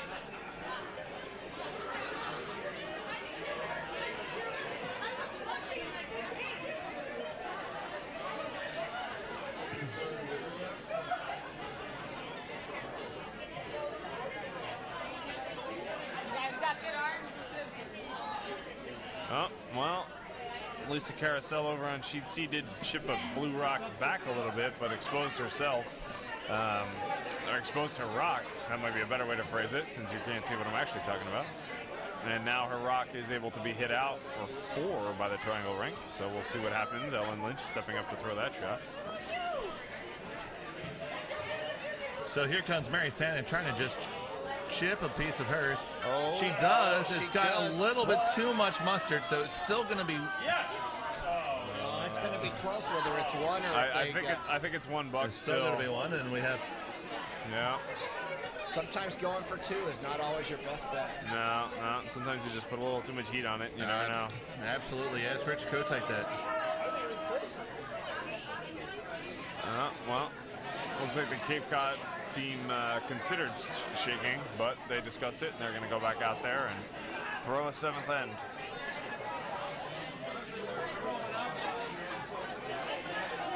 And they have made time, and so sheets A and B have made time and are eligible to play the full 8 ends now. So sheet C, as Ellen Lynch makes her hit for 4, that makes the game 9-4 after 6. The Diadelphia team is in a world of trouble. It's looking hard for sheet D to get to the 8th end at this point, time-wise. Yeah, I don't think they are going to get there, and time-wise, score-wise. yeah, because with it being 11-1, you are probably correct there. So.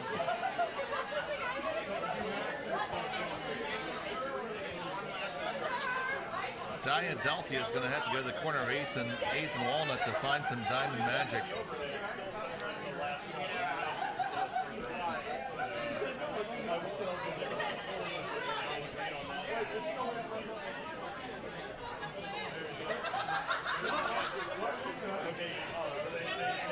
Our GNCC liaison, Kathy Ull, is having a fine time yucking it up, watching her former clubmates from Cape Cod.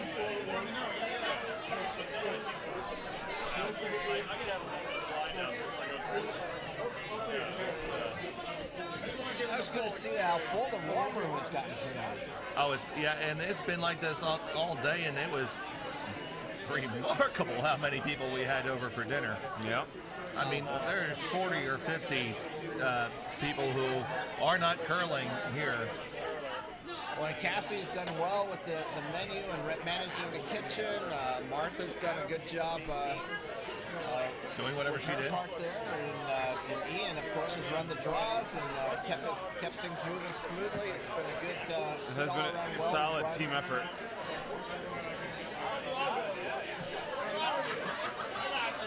It takes a village, and it's Cassie's handled the food a whole bunch, but a whole bunch of spiel. She helps me out very much in the big bucket spiel, but outside of that, it's the first parlance for Ian, Julie, and Martha in running the Bonspiel here. So good on them so far.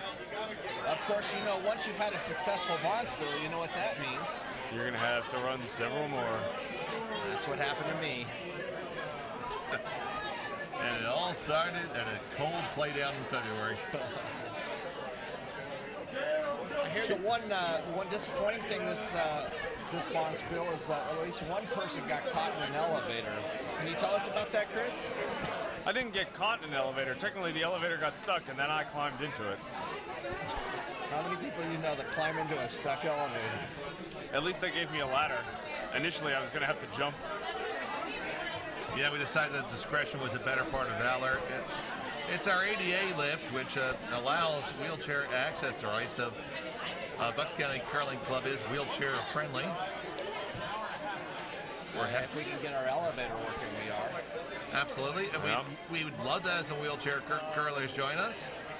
At this time, the wheelchair lift has functioned solely as a beer keg lift.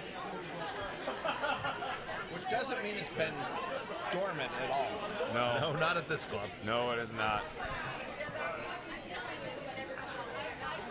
All right. Safe travel. Yeah. You're out front. Yep.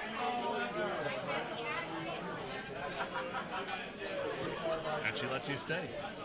Yep. Shocking. We each have cars here, so we can each drive ourselves.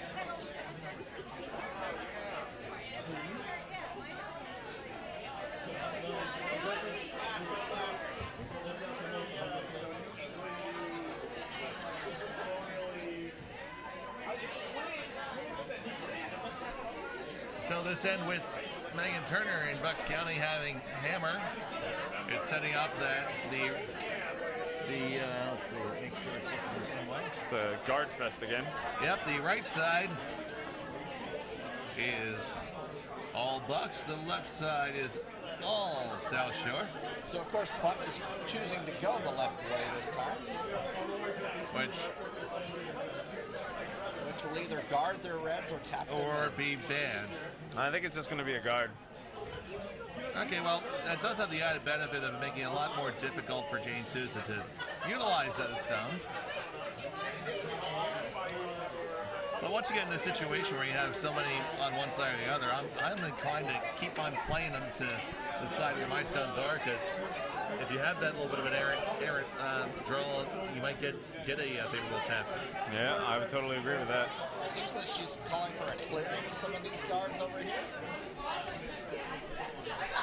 Nice. I'm not sure she's got the weight to do that. Yeah, I don't know.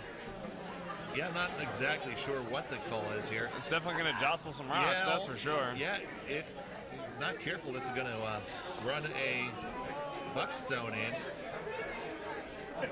Really, ultimately, did nothing.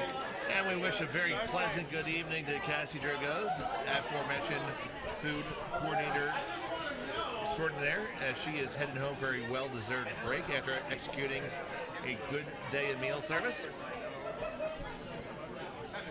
We had a taco bar and then hot roast pork sandwiches. Both were delicious. Absolutely. Tomorrow we're going to have a traditional curling leftover smorgasbord, Oh dear. and pancakes. I can go for some roast pork and pancakes. We're gonna have pancakes, some sausages. And once again, Laura just says, I'm done with that stabilizer. She's just winging stuff. I mean, it's a pretty high velocity. Huh? Throwing a guard on the red one there, I guess. I guess that's right. Yeah, but And it's Jane, one, yeah. Jane Souza does have that red one on the left that she can tap. It's relatively exposed and you know, only has to go about a stone. Yep, she could certainly tap that. And she's looking at it. She's thinking to herself, gosh, I could tap that. Now, how do I tap that? That's the $1 million question. Well, apparently you have to go about this wide to tap that. Yeah. That's the thought. So the broom is going to go just outside the 12-foot circle. So looking for a good amount. Now there's several different models of delivery devices here. This is one that just slips over the handle. There are some that are combined onto a broom head, so you can still use it as a sweeping device as well, without being burdened by carrying two things. There's one of our members, Greg Wolf, the Tiger, uses a aluminum model, which has a little springy deal at the bottom that holds the handle. Grr.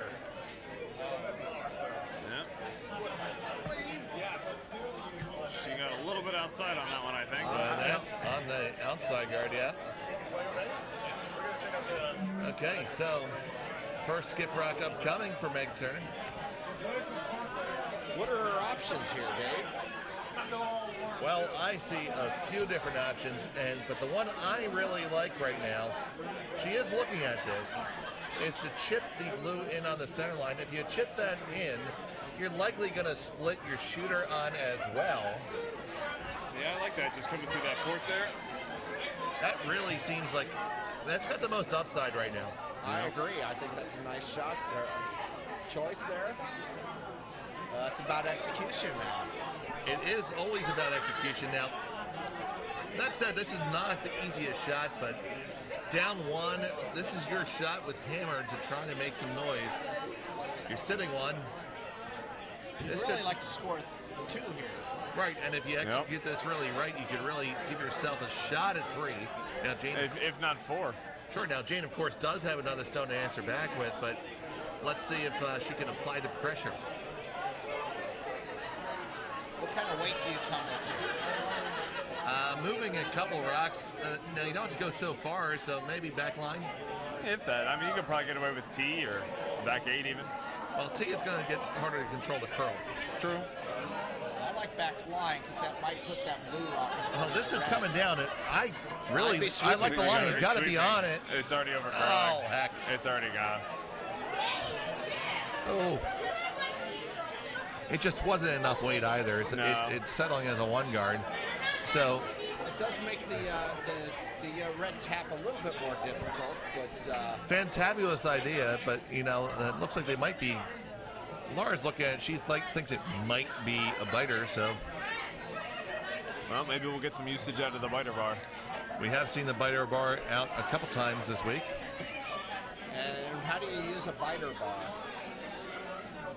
Well, quite simply, a biter bar, as many of the different things here in the curling world, is quite easily used. Now, the house is a circle 12 feet in diameter, and the center pin represents the center of the house. So the biter bar has a pin on it, and it is out to the end exactly 6 feet. So being the radius of the circle, you place the pin in the center hole and swing it around, and quite simply, if it comes in contact with the rock, then that rock is in the house. That seems pretty simple to use. All right, she seems pretty wide out here. I'm not sure she's coming after that tap back. No, now she's going to curl around. She's trying to throw a draw right now, and I'm telling you what, if the weight is right, this is going to be pretty darn good. This is going to be pretty darn good. I was not sure that was there, but it is. Okay, but now that is open, and you can hit that throw in and out turn. So Yep. this is a case where she had some success, but it may not have helped her in the end if Megan can make this Oh, because shot. it makes the shot a lot easier for Megan right now. Yeah. Oh, but she's following it down. She's not chasing it. Oh, Yeah, that's... In the meantime, we have shakes over on sheet D. South Shore winning relatively handily. congratulations to the South Shore rink, skipped by Kendall Walker. And they will be playing on Sunday. I'm not sure why she's doing this one. That seems pretty open for a hit. Yeah, I mean, we can see 3/4 of the rock looking at it right now. I kind of thought maybe she'd get down here and look from a different angle and change her mind, but I guess not. Nope. And some skips say, I don't like to change my mind. Yeah. Oh, she's tight. Oh. So we have Megan's family taking a picture of that house. Oh no. Possibly oh, for. no. Oh, no, no, Oh, no, no, no, no. Don't do this. Don't do this. No. Oh. And that's an unfortunate outcome Yeah. for Bucks County. Very unfortunate. And that makes it a I have no steal. idea. I don't know who else is on it or not, to be honest. 0-2. Last time it was several days ago, they only had 2 people. Well, I don't know, maybe. The challenge now to come People back just is, tend to wander out there. is pretty We difficult. get several points from head 7. So Yeah, looking for 3. I'm not worried about it. This is her final end, correct? It is indeed coming home in the 8th end. Ah, Sharks. Yeah, that, you're going to look back at this one and say you probably may have wanted to take a different course there. But that die is cast. Yep. They are where they are. Time to pick up a 3 spot in the 8th. That's right, and they pick up the 3 spot. They would go to Skip Stones, which is a tiebreaker. Actually, is this a semifinal? No. No. I think Okay. it's a B quarter, I think. In this particular bond spill, Or C, I don't know. the rules have been made that semifinals and finals will be an extra end, but this not being a semifinal would be just Skip Stones. No, that guard kind of stopped and turned on itself. Frankly, I I'm not sure why you'd want a guard here. take the words right out of my mouth there, Steve. You started him. Get out of my head! I would love to. Get out of my dreams and into my car? I don't know. All right, Billy Ocean. Get off my lawn. All right. Well, we have a hit over on sheet A. The shooter rolled out, but I think they have a biter, so I believe it's going to be a score of 1 by Cape Cod there in the 7th. So now they're down 7-2 going into the 8th. And there will be I see handshakes. some handshakes there, too. There we go. I don't know that the Skip shook hands. I just think everybody else decided to. No, that's the There game. we go. That's the Skip shaking hands right there. All right. We have seen before a front end shake before the skip. I've been a front end that wanted to shake before the Skip. Ended up being quite interesting. And making an appearance here at Bucks County Curling Club is our very own engineer and broadcast guru, Ian Alexander. Hello, Ian. Hello, Ian. He is getting some of our technology details straightened out right now.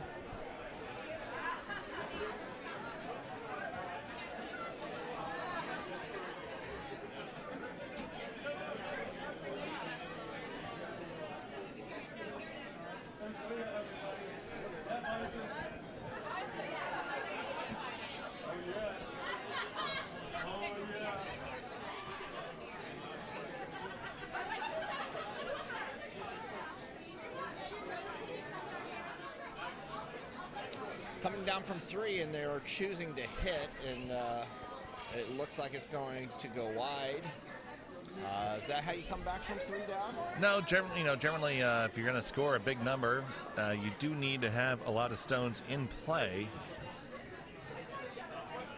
So throwing guards would probably be something that's a little bit more advisable at that point.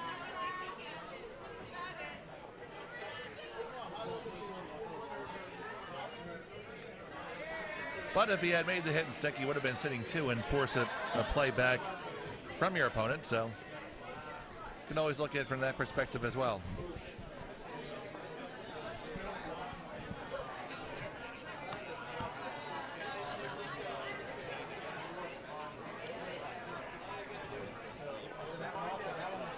Absolutely. So we are running just a couple minutes behind schedule. Not obscenely so.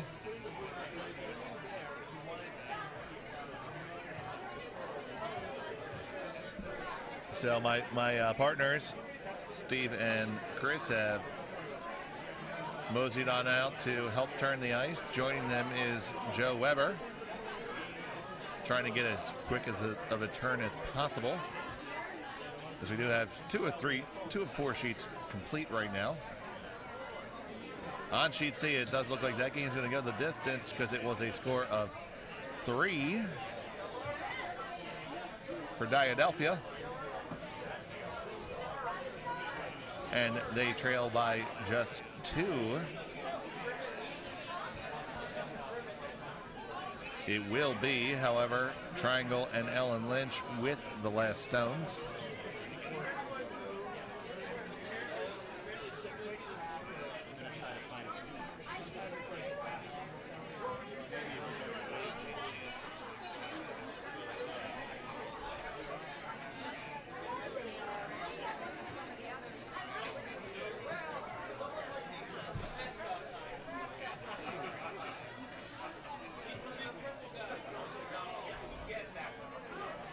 So,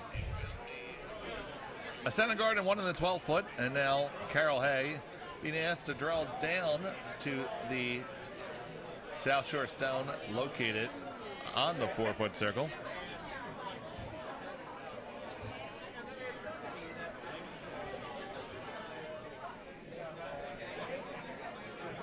They're on right now primarily for weight. Line has room. Need to give it room to curl right now, ladies.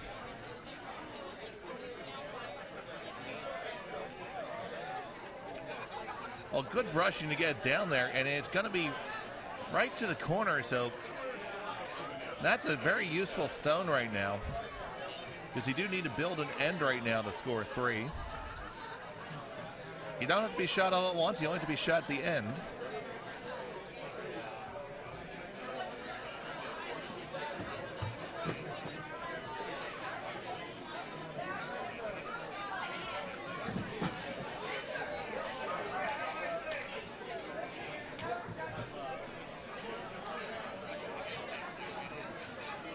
So Rock coming down for South Shore. Calling for a guard. You could definitely see your way to calling a hit there. That is going to be a little bit too light, so a little opening for Bucks County and Megan Turner to try to make something happen here in the final end. Right now asking Laura Borden to draw it right to the lid. It would be a, there's room to get there. It's going to be kind of tight. I do almost like making a play on the shot stone now, and then working from there. But if you make this and get it all in there tight, you're in good shape as well.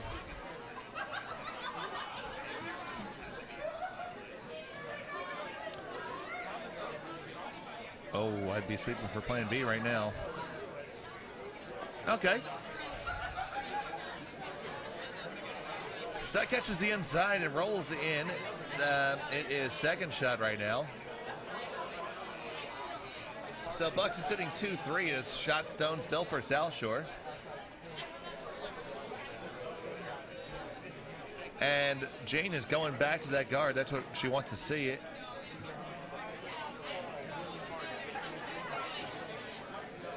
From her third, Michelle Landry.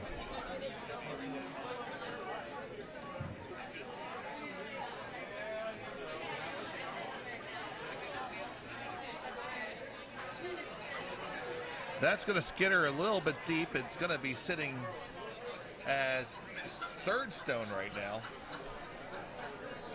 So the plot starts to moisten here a little bit.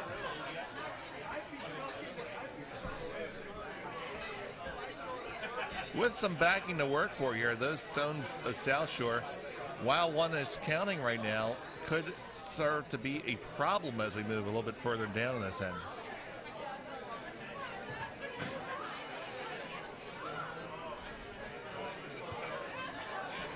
Michelle chucks that stabilizer.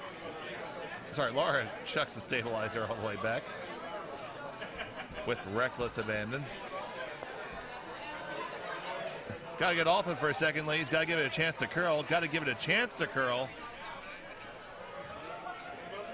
All right, so yeah, Buck sitting 2-4. It is 1-3 for South Shore. And call again for the guard for Jane Souza. She is defending the Alamo at this point.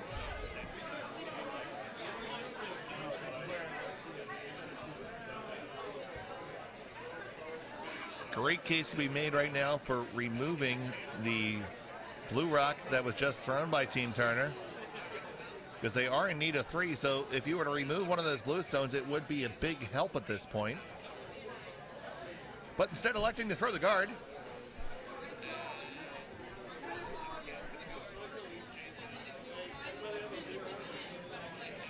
Jane with her delivery, and it's on its way.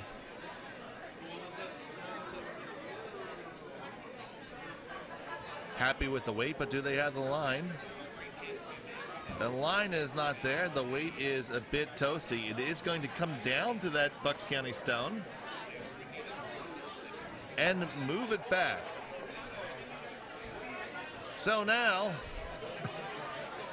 oh boy, I think we need one of Sean Boyle's signs right now, because it looks like the triple's there on sheet B.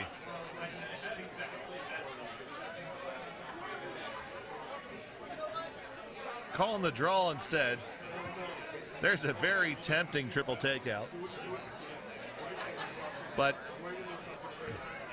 this is a little bit more of a pro-ish shot, because you're going to settle on in there. It's going to be really difficult, if not impossible, for Jane Souza to remove you. And then you're going to have some work to do, but you may have a shot with your last.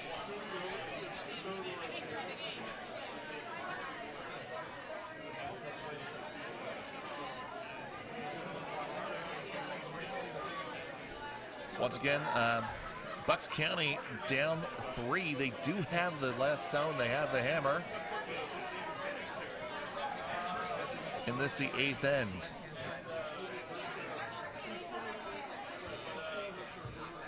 Megan eases into the hack and is away with their first delivery of the 8th end. This looks to have plenty of pace.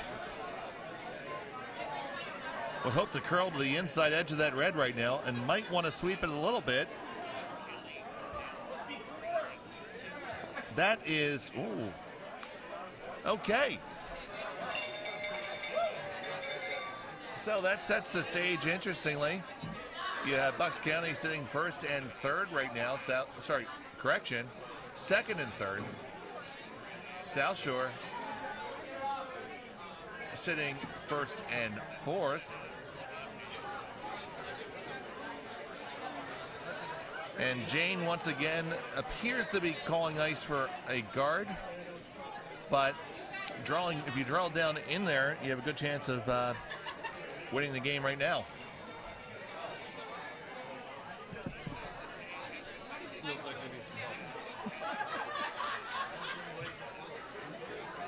So coming on in here is Matt Mayock from Philadelphia. We are on the final skip rock for South Shore. They have a 3-stone lead, and they are trying to make life difficult, if not impossible, for Turner to come back. At this point, I have nothing to add, Dave. Thank you very much for adding to this. It was fantastic. I think this is more just a photo op, because I got Jeannie Moylan taking that picture right now. Okay, so looking at this here, you're blue, you had the last stone. Where do you put it to get to it? Is my microphone on?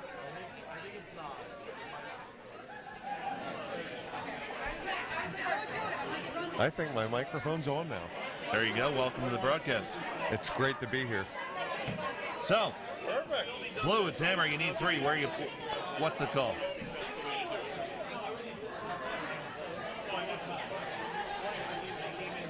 Well, it appears we know it. It's going to be a draw down to just tap back the stone that lies second shot.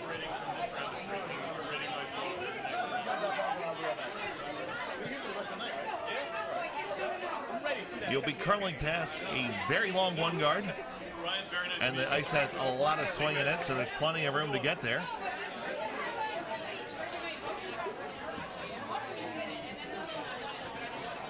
It's going to be tough to get 3 there, huh? Well, you don't have to move it too much. You got to move it for about 1 rock because you are sitting 2-3. Yeah. Sure as heck not easy. It can't bump off of the Oh no, it can off the blue. yeah, it can only be about 8 foot weight too. Yeah. Because your shooter has to hang around. Yep. So here comes the final stone in the 8th end. It looks a little wide. It's going to crash the guard. Yeah, it looks narrow, so it's on the guard, yeah. And it will indeed wreck. So it will be South Shore Curling Club winning this game over Bucks County. Congratulations to Jane Souza, Michelle Landry, Amanda Darling, and Francesca Jennings. On sheet C, on a remaining game between Diamondelphia and Triangle, we have just a flash right there by Lisa Carasella. And they do need to score too, so it's very important. Right now, you have... They're shaking. There you go. Yep. And that's a wrap. So congratulations to Triangle Curling Club, Ellen Lynch, Connie Frenholtz, Delaney College, and Michelle Wobker. I'd like to give a shout out to my Kaiser team. Best people ever, Gretchen Cha-Cha. Just saying. Fantastic. It was, really great to see a lot of people from different clubs show up here this evening. A lot of people from Philadelphia have shown up with a plethora of signs. We have folks that have driven up from Chesapeake Curling Club. So we have folks who drove up from the Matone Curling Club just to watch the ladies play today. And it's been a great night, and we are not done. We're going to be back live again in just a couple minutes. Just a couple minutes. Absolutely. So for this draw from the Bucks County Curling Club, it's so long for right now. It's going to be a refill the beverage and hit up the head, and we'll be right back. You would have thought I'd be better at this, wouldn't you? No, that's your brother.